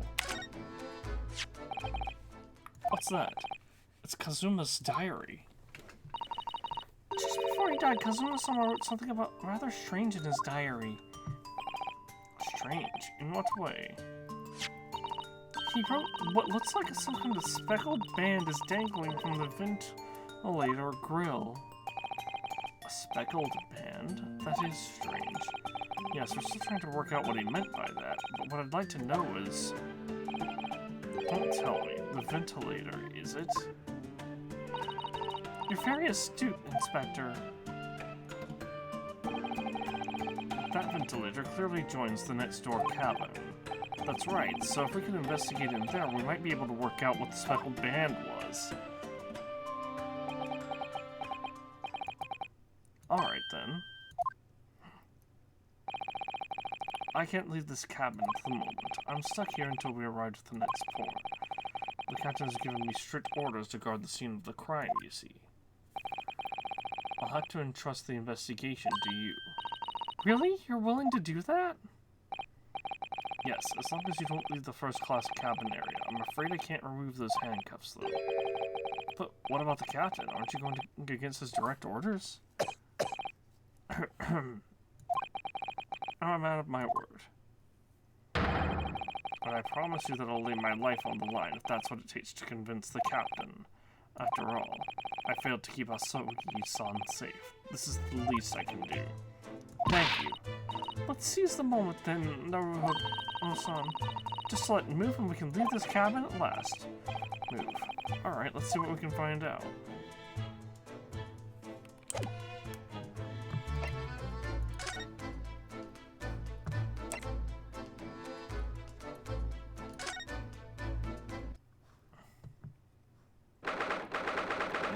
January 7:48 a.m. SS Buria, first class cabin passageway. Mousetrap. Alarm. Whew, I'm finally out of that cabin. I have to admit, this isn't quite what I was expecting. It's less spacious out here than I thought it would be. This is the most luxurious accommodation.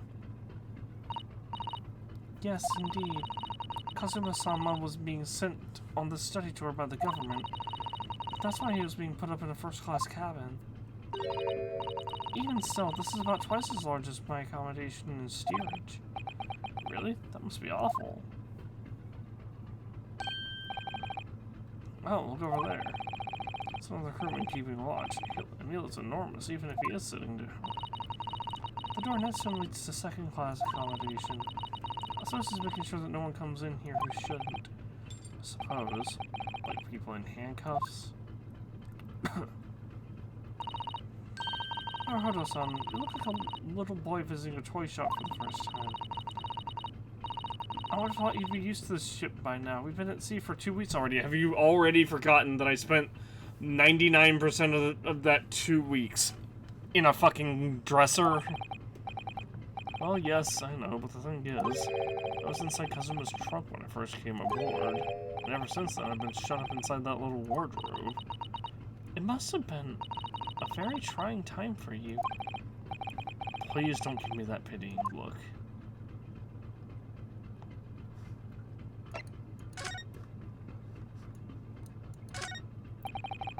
This looks like a plan of the Buria.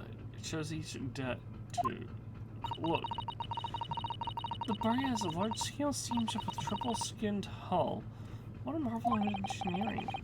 It's been playing on my mind for a while, actually, but how is it that such a huge lump of metal doesn't just sink to the bottom of the ocean? Because of buoyancy, Ryunosuke. Because of... Oh, that's really quite simple, Naruto-san. It is? Well, consider the Japanese archipelago. The islands of Japan? Yes, they're not metal, but they are enormous slopes of earth, many, many times larger than this ship. And they don't sink, do they? They've been floating halfway on the sea since the gods created them.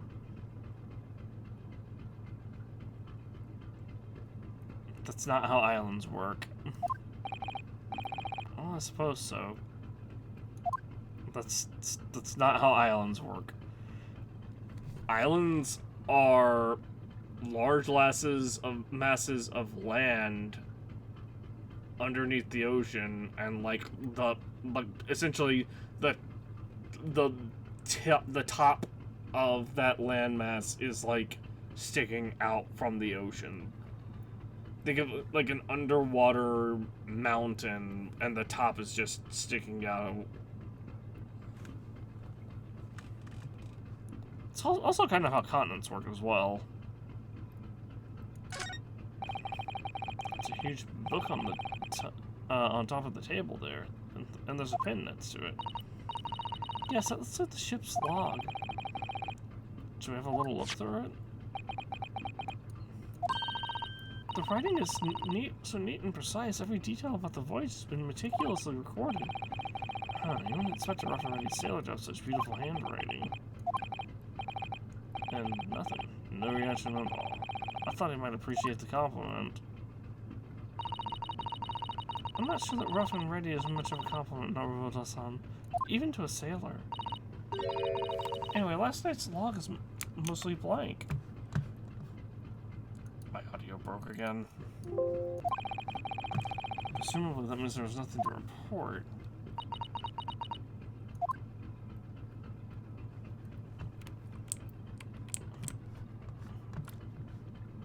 Cannot go any further.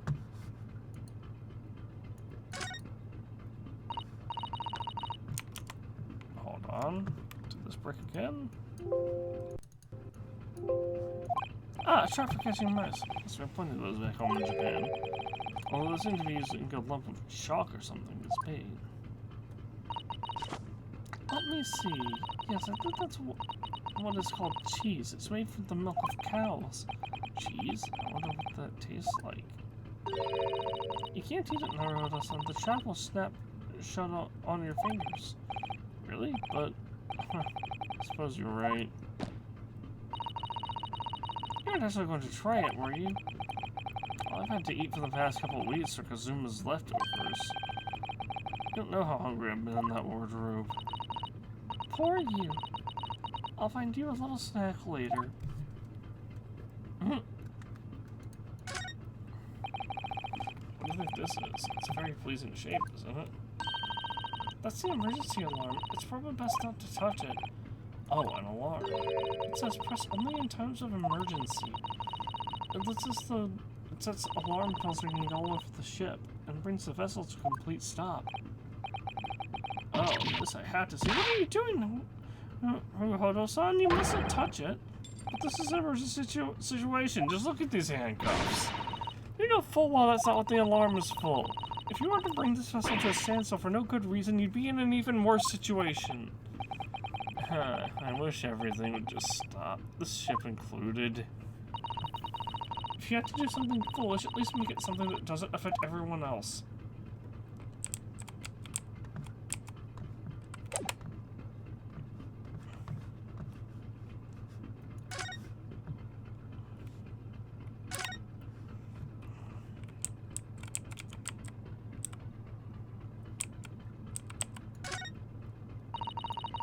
Let's go to the second class area of the ship.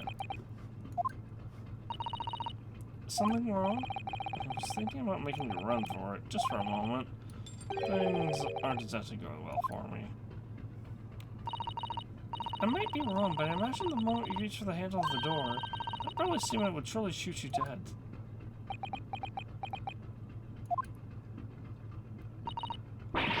Oh dear, I'm sorry. Perhaps I went a little too far there. No, I started it with my talk of running away. And there's no way I could run away while Kazuma's death remains a mystery anyway. Excuse me, but can I ask you something? You little stowaway murderer! That wasn't a good start, was it? Alright, let me try instead. Good day, Mr. Sailor. I'm sorry to trouble you, but could I perhaps ask something of you? You, the little third-class lady's maid? Oh. We seem to have caught this sailor on a bad day, Sato-san. I am not sailor. My mother gave me name. I am senior crewman Biff Stroganov. Whew. Best thing is to just avoid eye contact, I think.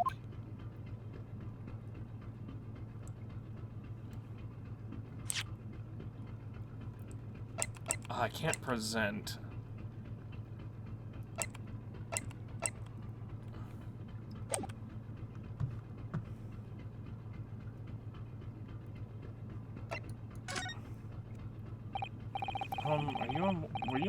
Are you on watch here all the time, Seaman Stroganoff? Da, all time, so criminals like you cannot come in or get out. I wonder, could you tell us anything about last night at all? It is sad about Student Boy. Were you on watch last night as well? Of course. And did you notice anything at the time? Anything unusual? Yes! Hey! Son, do you understand that? It was clearly I didn't know. I saw nothing unusual. Nothing at all. Oh, never mind. That was a no.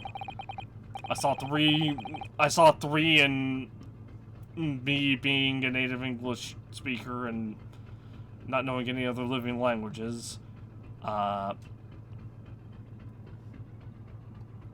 I just automatically was like, oh, 3 letters, that's yes. I didn't hear any strange noises or sense anything was wrong in some way. I said no! Sorry. I'm not so sure. I could have sworn that you wouldn't catch my eye for a moment there.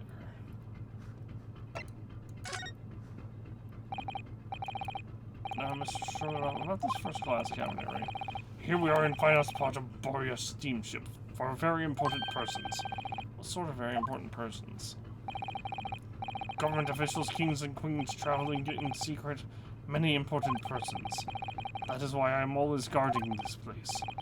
Gosh, that's amazing. But somehow I let stupid stowaway inside. I want to pick you up and throw you in ocean, but Stroganoff is not having them. Thank you? If I may, I was wondering, is the cabinet to Mr. Asoki's currently occupied? Duh. Sato-san, did you understand that? It sounded like duh. I think that's probably Russian for yes or no. Genius. It is not permitted to visit other cabins without invitation. Well, it sounds like there's somebody in the next door cabin, at least. Yes, it's tantalizing.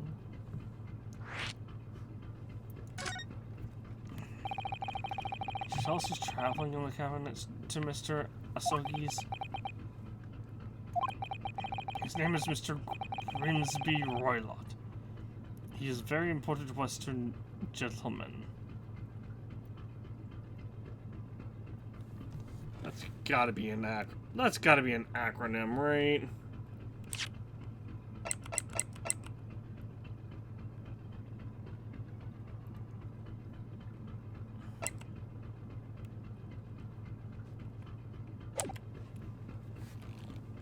Maybe not. Western gentleman. Do not think about it. It has nothing to do with the murder of Student Boy. How can you be so sure about that? Mr. Roylott is authentic Western gentleman. Since I would have no interest in lowly students from insignificant Far East Islands. That was harsh. Could you also tell us when Mr. Roylott came aboard? That is not your business. Come to think of it, even though we've been at sea for 2 weeks now, I've been in Kazuma's cabin the entire time. I never once heard anything from the next door cabin, or even felt like there's anyone there. Well, presumably, since this gentleman is occupying one of the first-class cabins, he must be rather important, is that right? That is not your business. This is enough. I cannot say more now. Oh. It is time for me to report to Captain. You must return to cabin. That's alright. Bulkhead to second-class area is staying not at all times. You escape when the lobster whistles on the top of the mountain, or, as the English say, when the pigs fly. Yes, I understand.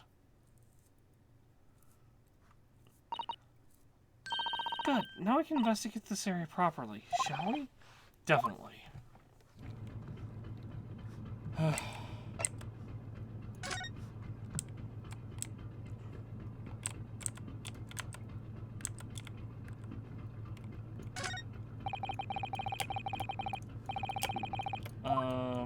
Going off the table. Ship's log.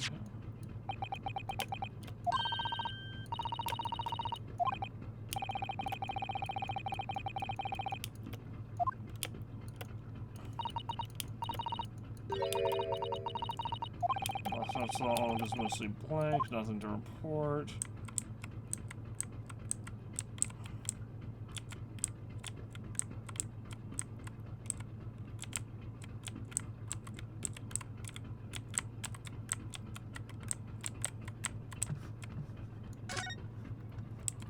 I'm just gonna assume that means that I couldn't go into... I'm assuming we came from this door here, so we probably couldn't go into this door without getting stopped by the guy. This is it. This is the cabin next to ours, the one the ventilator connects to.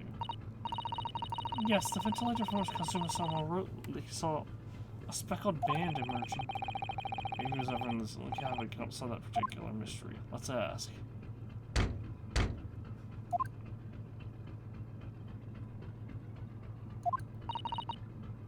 No answer. Oh, block it seems. There's no one in there to help with our inquiries. How annoying. Ah! What was that? It came from inside the cabin. It's a high-pitched scream. It must have been a woman. Stand aside! Stand aside! I'm about to break down the door. Mr. Sholmes! I shan't be stopped. When the fit is on me, I revel in kicking doors off their hinges. Please wait, Mr. Sholmes. The door doesn't appear to be bolted. It doesn't? Then how the deuce can I dispatch this muscular urge? What, pray, can I kick? I think we should go in. There's no time to think about stress relief. 9th January. SS Bureau. First class cabin number 2. We're about to run into another murder, and it's gonna be the missing lady that we just read the news report about earlier. Who are you? Bless you, gentlemen. This man was rushing to me. We heard a woman scream. A woman? Don't be absurd. As you can see, there's nobody but me in this cabin. True, this woman does appear to be the only person here. In that case, who just screamed? The books are knocked over. Get out, all of you, now! Please excuse the intrusion, but you're Mr. Grimsby Roylott, I believe. Yes, that's me, and you are? I'm the one and only, the actual Herlock Sholmes. You've heard of me, no doubt? No. I'm a great detective among detectives. One who adorns the covers of popular magazines, no less. So I assure you, you may trust me completely. The man uses that magazine like a business card. A detective? I do not trust detectives. We distinctly heard a scream emanating from within these walls. There wouldn't appear to be a lady concealing herself in the wardrobe this time.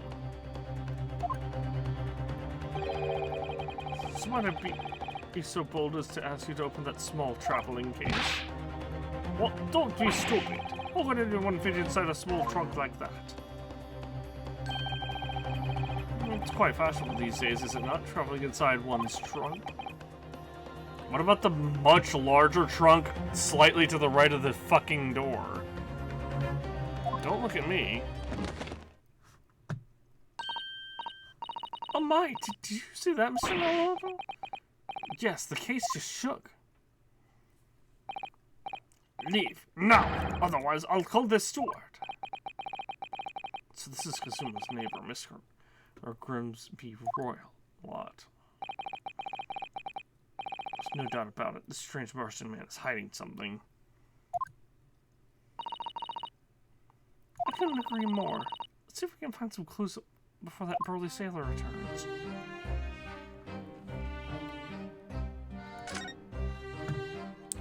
What?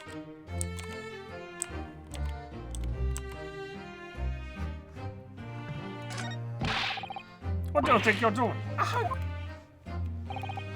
This is my cabin. Get out! Can we just have a quick look inside your traveling case, perhaps? No! Huh. What a pity. I think we're out of luck. I think you're right. Why don't you just throw him like you do me 18 times?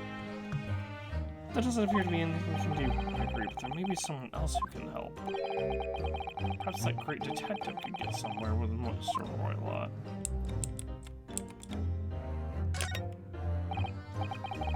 Do you have a moment, please, Mr. Sholmes? You need only address me as Sholmes. That's what I just did, isn't it? Well, we'll use Mr. Mr. Sholmes, what were you doing in there? Why, I was resting, of course. Resting? Indeed, I was contemplating our sea voyage from the confines of the wardrobe whilst waiting for the inevitable time that you would need to call my great powers of deduction into service. Oh! And it would seem the hour is upon us now. The time has come. Am I mistaken? No, actually, you're spot on, for once. Observe closely.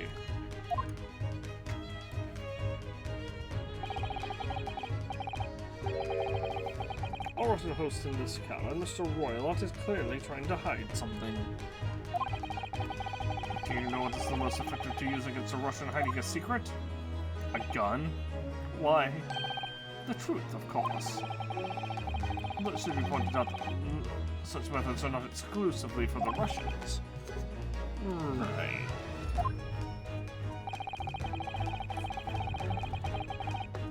Can you imagine how the Russian will react when the secret he guards is so closely exposed?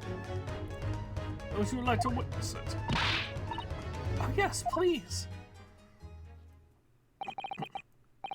Well then, what you are about to see may well astound you. I am about to apply my detective's greatly admired great deduction to the case.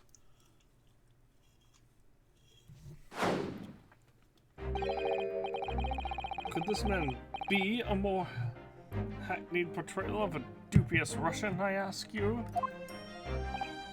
What? From time to time, it occurs to me.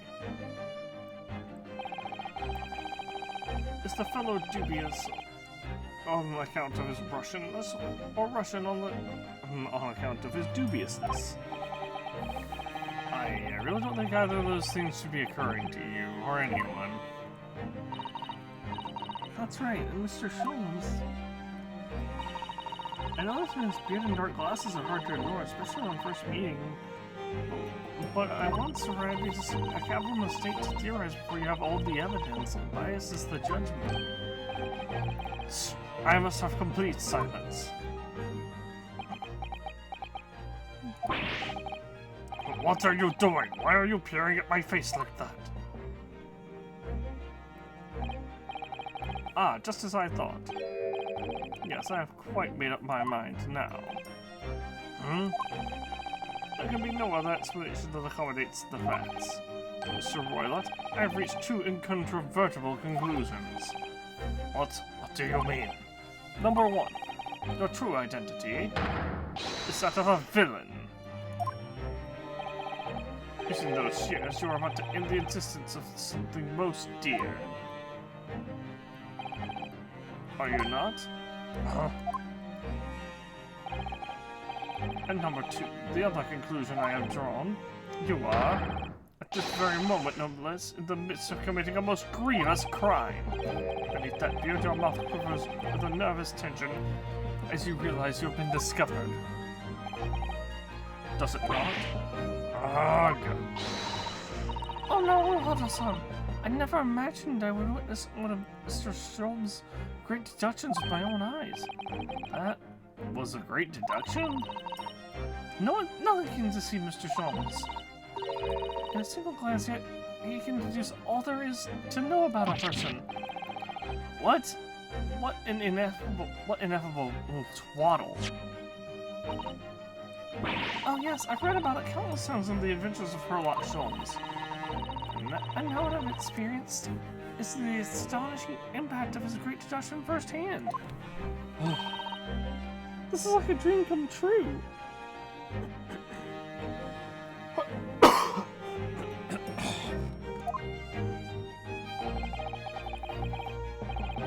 can hardly believe it, but the color is drained from Mr. Roylet's face. So it's not, but Mr. Sholmes' conclusions were right. How could you? How can I possibly know such things you wish to say? Very well then, I shall elucidate. I shall explain how it was that I arrived at this pair of conclusions.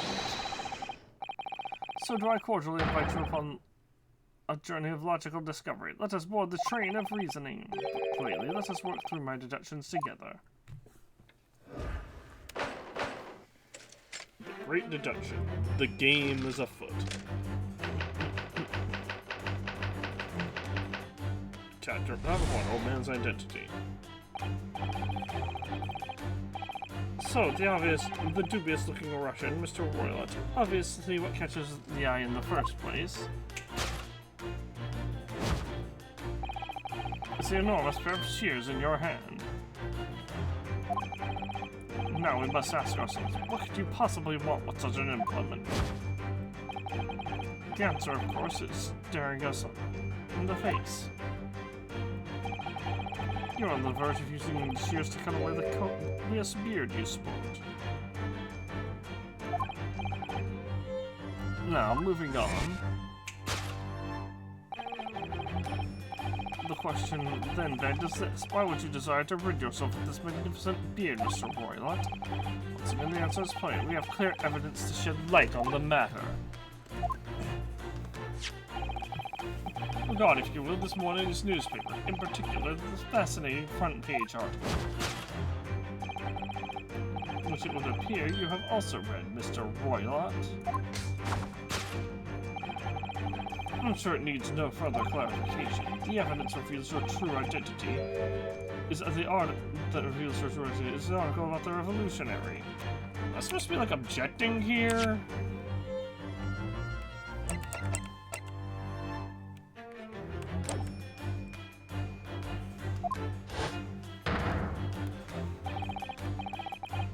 In translation, the headline reads: Revolutionary villain Bolshevik flees Russia via Shanghai. As you cannot fail to observe, the subject of the article possesses an extremely copious beard. That is not what I would call extremely copious. What do you mean? You can see... Well...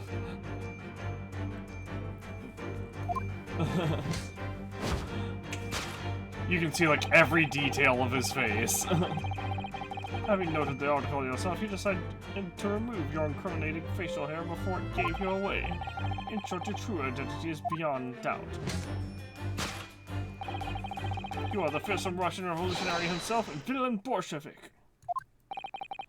Not that I've heard of you myself, you understand.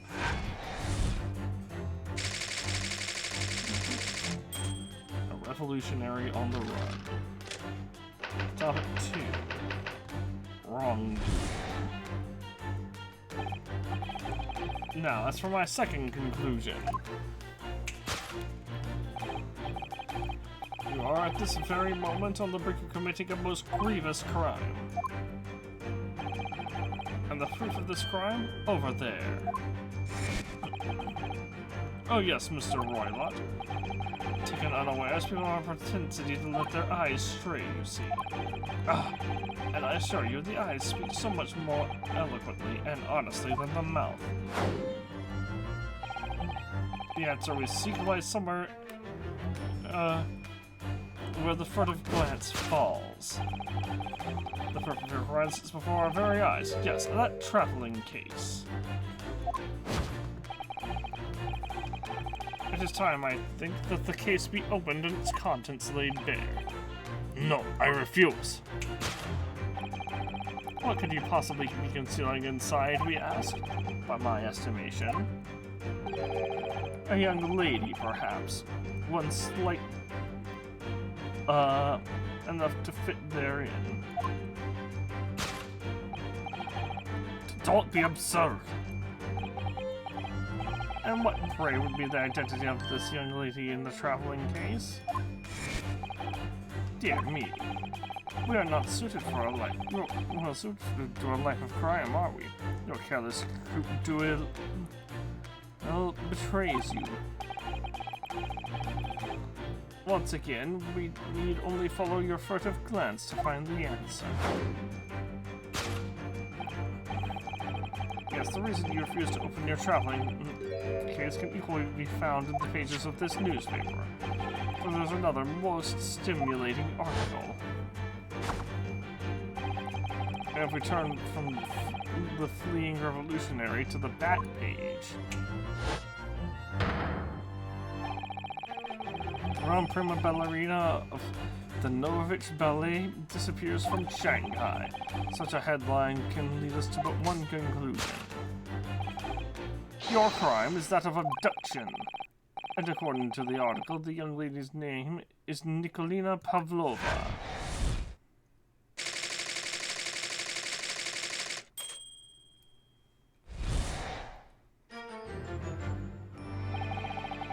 Thus concludes Herlock Sholm's great deduction of this Russian enigma, Elemensky.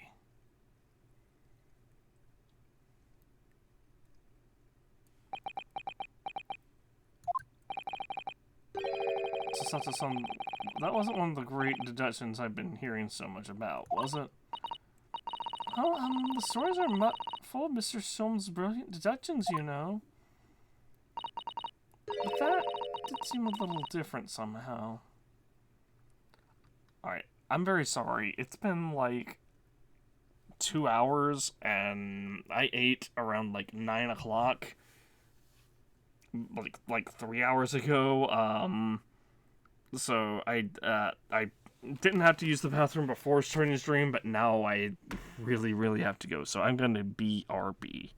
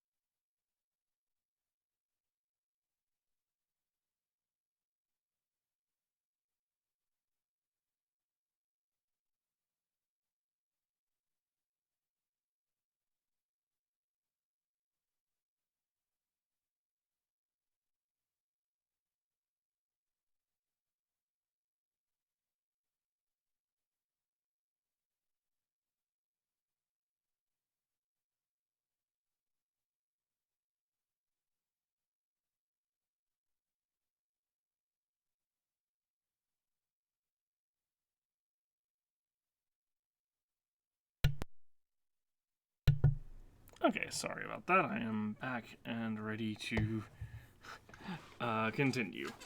But that did seem a little different somehow. Excuse me, Mr. Sholmes. Could you come over here a moment?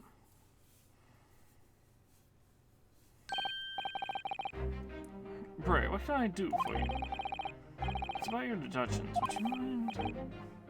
Not at all. Go on. Well, to start with, there's the newspaper article. I think we had the same discussion before, but these two men look nothing like each other.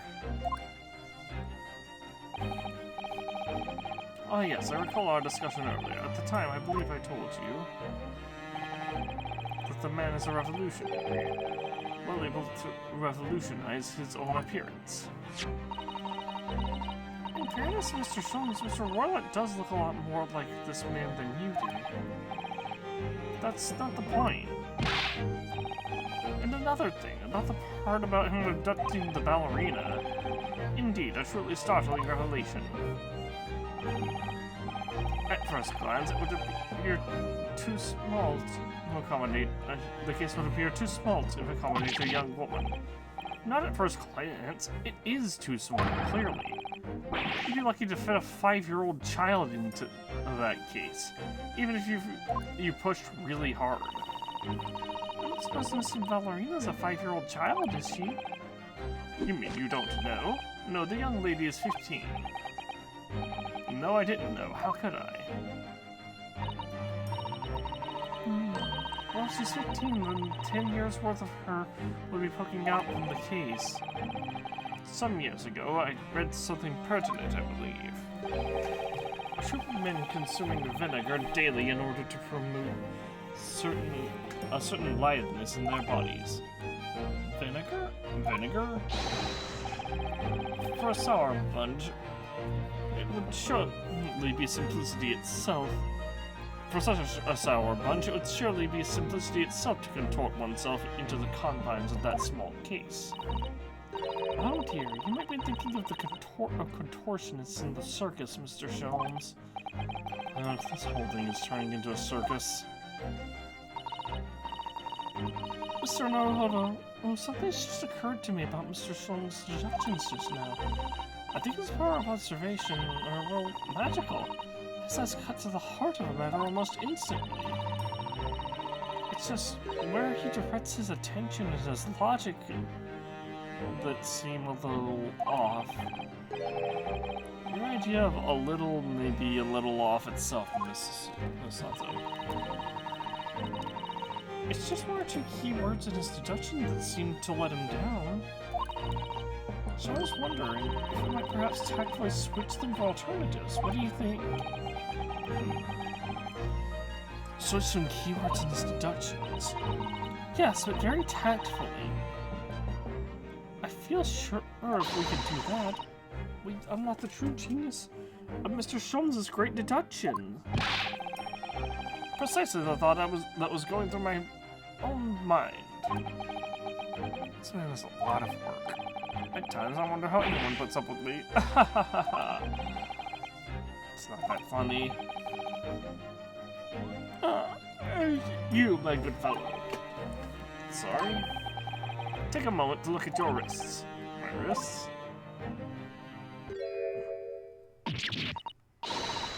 Ah! Where are your handcuffs? Huh? How did... I thought they may hinder your ability to follow me in our dance of deduction. I don't believe it.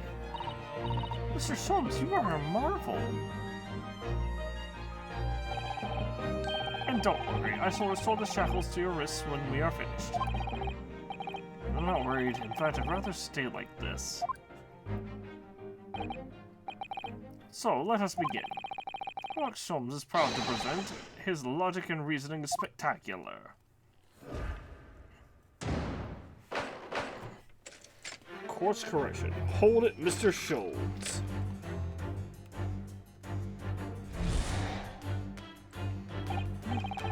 So, the dubious-looking Russian Mr. Roy, obviously, what catches the eye in the first place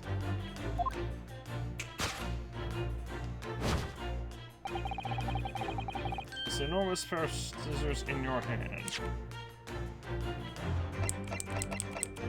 I'm confused. Why are we playing through this again? Now we ask ourselves, what could you possibly want with such an implement? The answer, of course, is staring us in the face. You're on the verge of using the shears to cut away the copious beard you sport. I'm not sure. Would you really use shears like that to cut off a beard? I doubt that's something I'll ever have to worry about. It doesn't, sit quite right with me, though. It doesn't seem to be sitting right with Mr. Roylott either. Which means I suppose that deduction is wrong. Let's try to search a key word here, Naruto-san, and see if it helps matters. Alright, but how? I think we should start by taking a long, hard look at Mr. Roylott. What if it's really his beard that he intended to use those shears on? Exactly. If we do manage to find something that seems to fit the sense of Mr. Shoulder's deduction better, then what? Then only the rest in your capable hands, Naruto-san. Why am I the one who, to do something about this? Oh, anyway, let's see if there's anything we could even use to switch around in that last sentence. What exactly was he going to use those enormous shears for?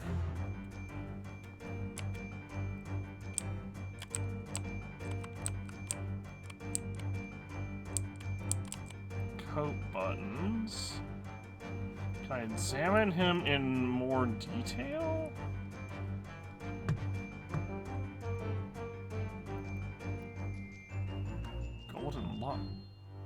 Golden locks.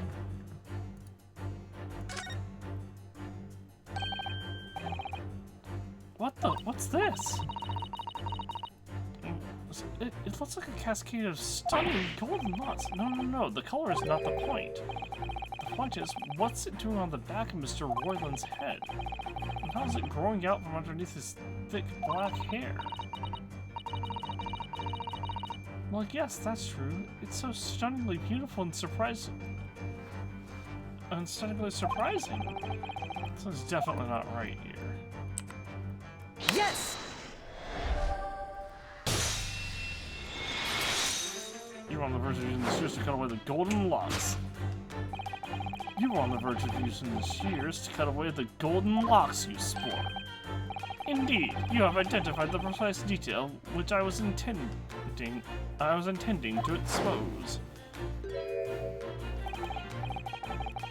Such loss of golden hair certainly does not befit an old man. You're not a man at all. You're a woman. And judging from the length and sheen of your hair, one still very much in her youth. Oh no! Oh no! If only I had managed to cut off my hair, no one would have suspected. The question then begged is this: why would you desire to rid yourself of these magnificent locks? Because she's the missing... She's this girl. And she probably stole the tiara. Once again, the answer is plain. We have clear evidence to shed light on the matter. I'm sure it needs no further clarification. The evidence reveals that your true identity is the article about the revolutionary. Well, that was a shock. I had no idea the old man was really a young woman in disguise. Did you? What? Why are you staring at me like that? Yes, it was a surprise. Naruto-san. You're enjoying this, aren't you? Sorry. You look like you're in your element as you dance around the room doing the fats to Mr. Films. I'm just doing what we agreed. I'm not having fun or anything. This is strictly business. Yes, I understand. Say no more. Well, anyway, let's focus on this next part of Mr. Films' deduction, shall we? The evidence he's picked up doesn't fit the facts at all now. No, that's true. Given Mr. Royal is actually a woman. Exactly. He, or rather she, can't possibly be this person's revolutionary. I suppose it's because the deduction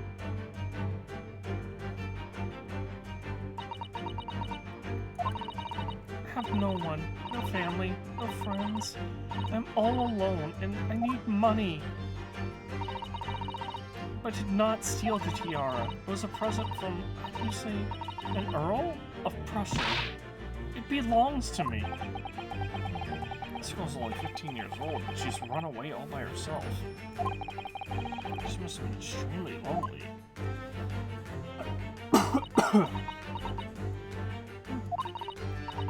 Alright, I will tell you everything.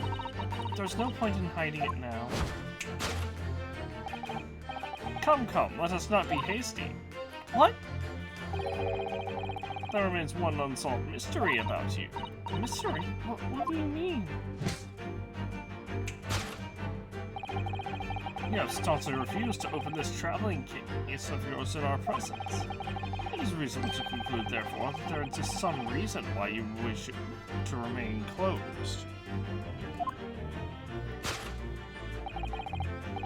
Is that not so, Miss Pavlova? My dear girl, there's no sense playing games with me. Nothing escapes my attention. Indeed, I have a very good idea of the contents of your case, even before I have ever laid eyes on them.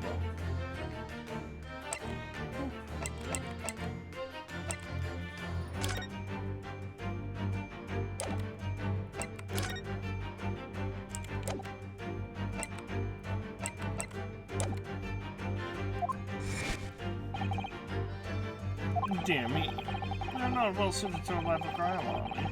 Your kerosene coup de well betrays you. Once again, we need only follow your furtive glance to find the answer. Yes, the reason why you refuse to open your case is written in the books on the shelf. He's completely changed tack with his deduction now. I think Mr. Soames is adapting his logic to the changing circumstances, don't you think? Maybe, but why has he suddenly brought the bookshelf into all this? It's just a wild guess, surely. Oh, do you think so? No, because these books were all knocked over in the other one as well. Well, it doesn't seem likely that the reason why this young woman doesn't want to open her case would have been written in a book that doesn't even belong to her. Yes, that's true, but still, Miss Pavlova certainly did cast her eyes in that direction. I noticed it myself. There must be another reason why she won't open her case. It must be somewhere in the same area, if that's where her gaze was involuntarily drawn. I agree, that's the only answer. Wherever she is hidden in that case, she should be revealed by following her gaze in the direction of the bookcase.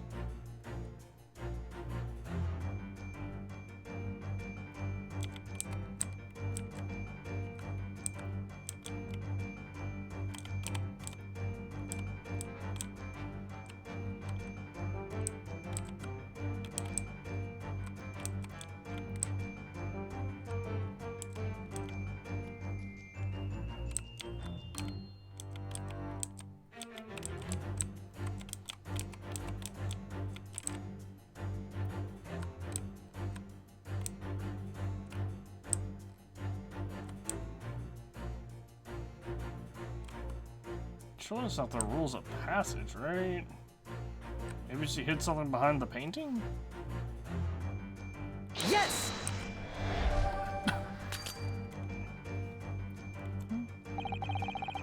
I read a mystery novel.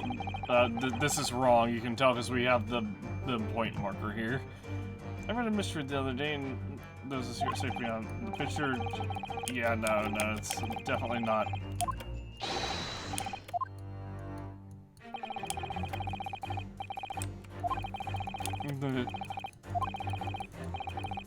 Hey, our main character is stupid and didn't say that she hid, look, something behind the picture.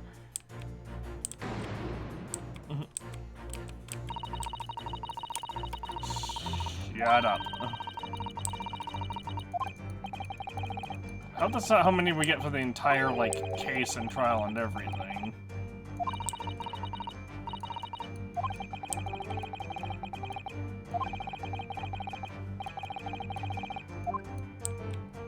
Oh, you know what? That's right, there's no pets allowed, and I forgot about that one.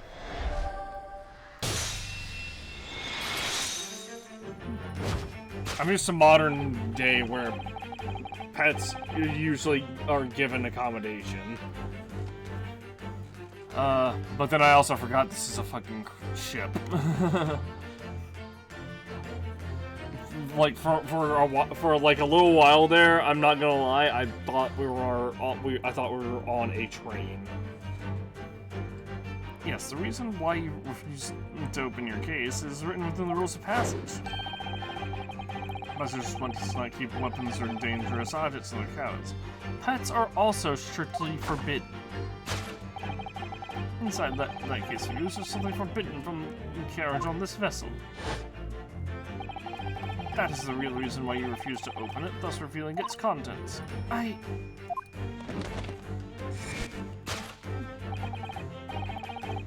As we've seen, the trunk wobbles from time to time. No weapon or other dangerous item would move of its own accord. Which leaves but one possibility, Miss Pavlova, inside your traveling case.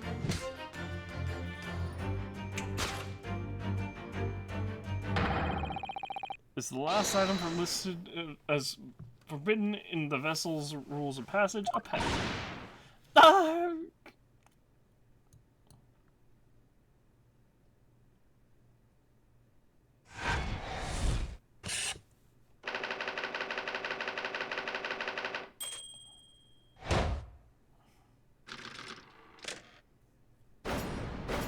Deduction complete. Elementary. Alright, we completed the deduction denouement. Now to Reaper Soul. So clearly, you aren't who you say you were. No, I'm not Grimsby Roylott. My real name is Nikolina Pavlova. Everything you said was correct. You absconded during one of your company's ballet performances in order to escape your homeland. Later that same night, you stole aboard this vessel. Which couldn't have been easy. The Burya is a huge steamship with a vast crew. Could she really have stuck on board without being noticed? In order to obscure your true identity, you somewhat recklessly took the guise of an old gentleman. And you intended to sever all links to with your past by severing your long hair. Yet to a woman, hair is no trifling matter. My personal recommendation is to leave well enough alone. So, if it was just you about to cut off your own hair, who was it that let out the scream when we heard from outside the cabin? That veritable tinkling of a bell? Why, none other than this young lady, naturally. Well, a full set of pipes, if you ask me. I was so scared when I ran away in Shanghai. I was sure they would come looking for me. That's why I decided to, how do you say, disgust myself? No one would recognize me. As a result, you transformed yourself into that questionable old man? I see. I put on the fur hat and fake beard, and then just before you came in here, I saw in the newspaper, right on the page, there was a picture of me. I was so frightened I couldn't stop from screaming. I knew that if I didn't change my appearance completely, they would find me. So I decided to cut all my hair as fast as possible. I picked up the scissors in my hand, and at that precise moment, we walked in through the annoyingly unlocked cabin door. Things happen like that sometimes, don't they? Things do indeed happen like that from time to time. Unless you've been talking about the same thing.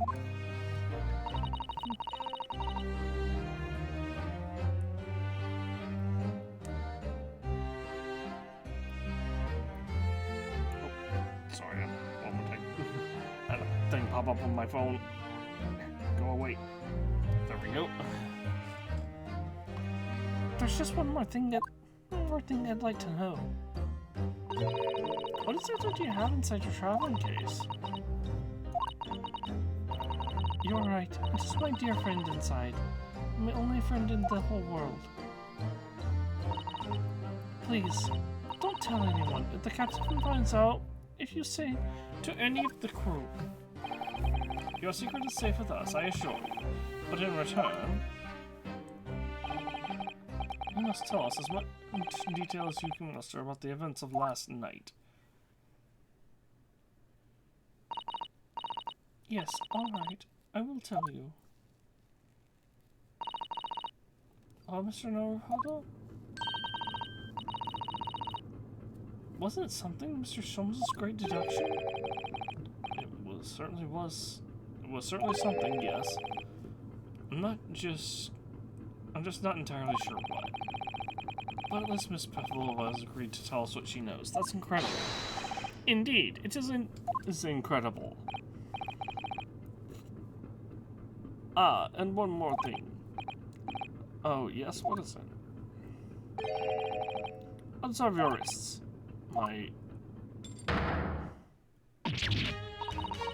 Ah, your hands are cupped again. What? But how? True to my word, I've restored your shackles. When and why? There's still a shadow of guilt cast over you, Mr. Naruhodo. I'm sorry to say, it can't be helped at the moment. Can't it? Really?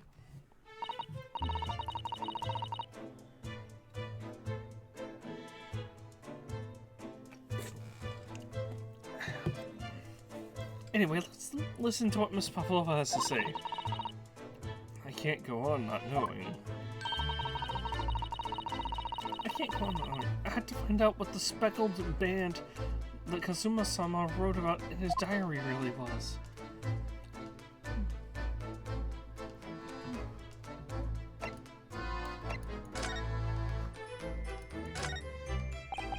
Let's see.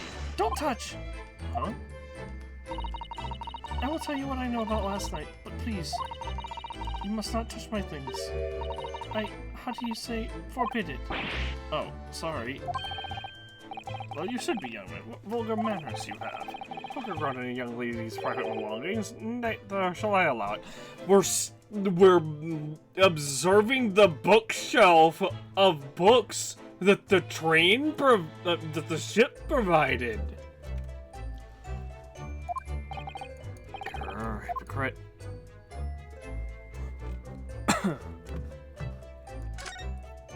Okay, we're gonna have to get into here somehow.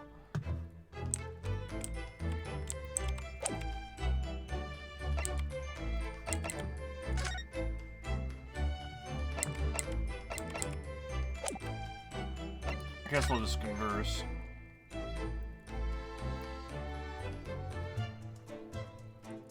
Start off with running away. You've run away from your ballet company, haven't you? The Novovich Ballet? Yes. I'm traveling to Great Britain, and from there, I want to go to America. I will never dance again. I want to forget everything about ballet. I will start a new life. You wish to forget? A challenging proposition. When you have that striking tiara as a reminder. She was probably gonna sell the tiara. But the tiara is mine. I need it to live.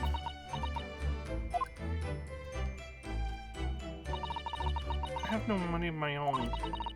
The Novovich Ballet only gives us a little food and water, and we must dance all over the world.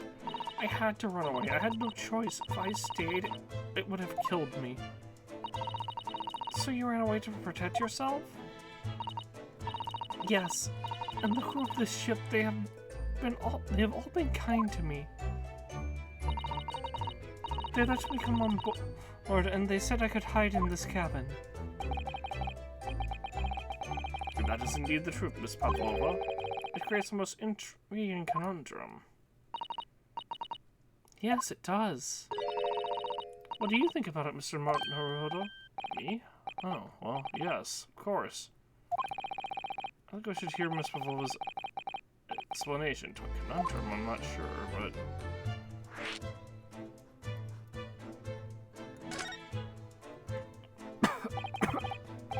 Miss Pavlova, allow me to pose you a riddle.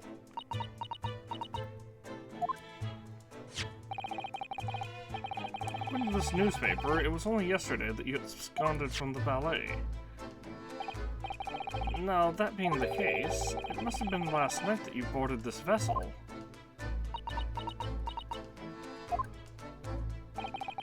However, this Burya stopped by no port last night. Ah, that's it, of course! So how is it, pray, that you came to be aboard? How did we get this newspaper, then? Now that I think about it, the crewman outside his cabin acted very strangely when we mentioned that. It's just after we asked him about when the occupant of this cabin came on board. That is none of your business.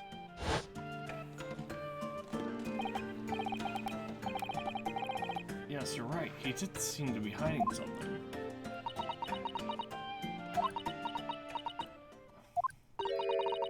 An angel descended from the heavens, bringing grace and beauty to the stage. Sorry, what was that? It is how the Russian newspapers described one of my performances. And that is how I came here too. I descended from the heavens, because I am an angel. Considering English isn't your mother tongue, your description is very vivid. Mr. Sholmes said I never can resist the touch of the dramatic. It seems Miss Pavlova is the same. A genius descended from the heavens, bringing grace and beauty to detection, was what's said about myself. A quote from a wonderfully extravagant advertisement for the adventures of Herlock Sholmes, in fact. Yes, Mr. Shelley. Anyway, it doesn't look like Miss Pavlova was going to tell us what really happened.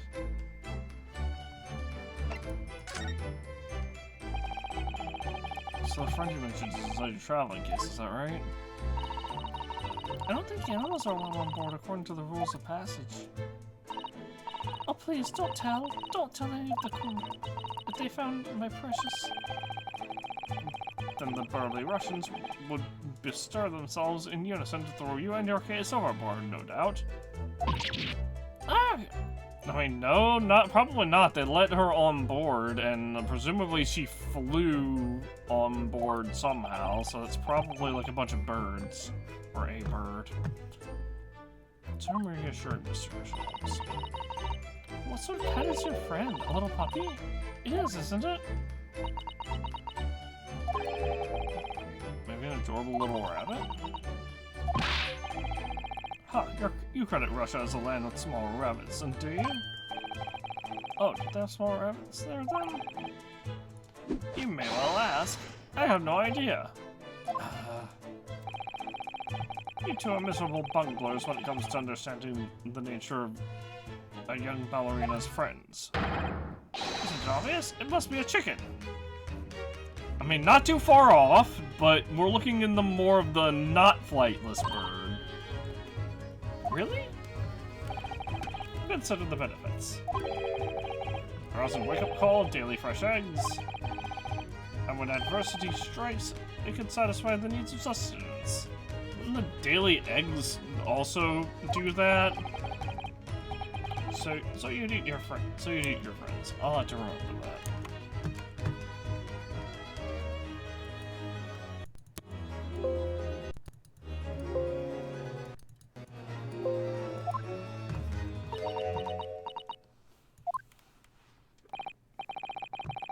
Well, it would appear that his friend's identity is a closely guarded secret not to be revealed. Chavez doesn't quite trust us yet. There's something I should like to show her, I think. Maybe she might be able to shed some light on it. Well, first off, let's talk about what happened last night. Did you know someone was killed in the cabin next to this one last night? One of the crewmen told me this morning when I was eating breakfast. The man who died, he was a friend of mine. Oh! That's why we're trying to find out what happened. Did you notice anything unusual last night? Perhaps you heard a strange noise, for example? Perhaps people talking? Perhaps the ship was absorbed in a wild tempest. Perhaps its steam engine exploded. Perhaps everyone on board would have noticed if that happened. Miss Pavlova, is there anything you can tell us? I don't know. I'm sorry, but all I could think about last night was what I had done and whether they would find me. I didn't notice anything that was happening around me. Oh, I see. Okay.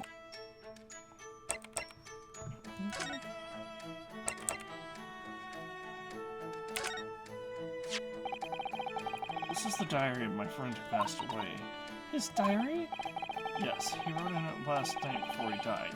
It's a little unusual. It reads 1:23 a.m. I can hear a faint whistling sound. And then a few minutes later, 1:35 a.m. What looks like some sort of speckled band is dangling from the ventilator grill. A speckled band? I don't understand. It's strange, isn't it? The ventilator he mentioned joins this cabin, you see. It's up there on the wall. In other words, this cabin and the victim's cabin are connected together. Oh! Miss Pavlova? Has something occurred to you? Does the speckled band the victim mentioned mean anything to you? Or the whistling sound, perhaps? No. I don't know anything. Oh. She's lying.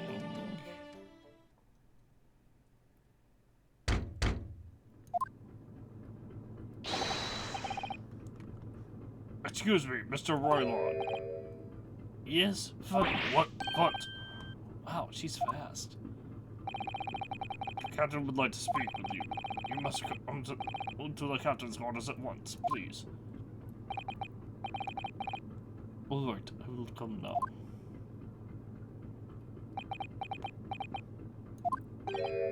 Boy. What? You must leave. Oh, no, it's fine. Don't mind us. Yes, please don't worry yourself, Mr. Ryler. Get out! The passenger said out, or do you want me to throw you out? Looks like we'll have to leave investigating this cabin until later. What a pity.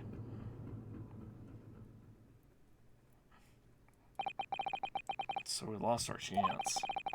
I'd still not managed to investigate Miss Pavlova's cabin. We were unceremoniously chased out. That is to say, we were quite literally picked up and thrown into the passenger way outside. To be continued. Jeez.